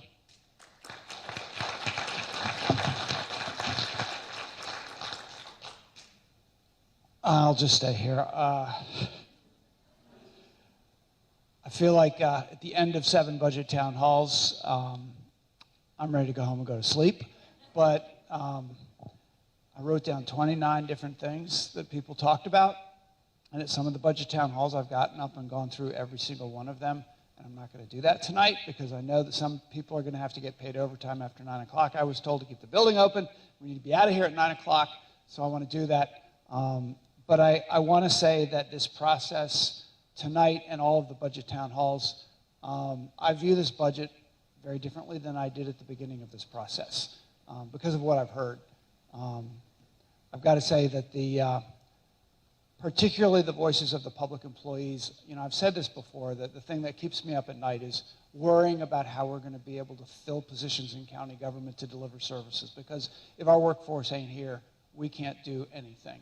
So they are county government. And I really, in particular, am disturbed by the situation that we face in the police department, because we aren't getting the recruits coming in to fill the positions. And it's absolutely true. With 170 who could retire, a whole lot, all of them could resign if they chose to. And so hanging on to them, and you know, the same as what the chief was saying to the FOP last night, please don't leave. Please, you know, like, be here for each other, be here for whatever reason it is, be here for the community. I have that same, I feel like getting down on my knees and making that plea, but it's all pretty hollow. And it's all pretty hollow when I say all the great things that we've done to address this problem so far, because we haven't solved it. And if you haven't solved it, you haven't found the solution yet. And of course, we're not alone. Every other jurisdiction in the state has got this problem. But we want to win the battle. You know, we want to have the best police department in the state and in the country, and we want to have the best compensation, the best starting salary, the best work atmosphere. We have the best academy to learn to be a police officer, and I think we have the best police officers that anybody who wants to be an officer should want to work with. So there's no better place to be a police officer, I believe, but we have to prove that every single day. And we have to recruit and recruit and recruit, and we have to retain and retain and retain. But that is true throughout county government. And that's why quality matters so much in every one of our departments, every one of our department heads. That's their responsibility. That's what keeps them up at night. This is really, really hard work in government. And now you all have seen it and felt it, so I'm glad you are here to hear each other and to hear all of those things. We got a lot of hard work to do to put together a budget that will actually deliver for the residents of this county. But thank you for participating.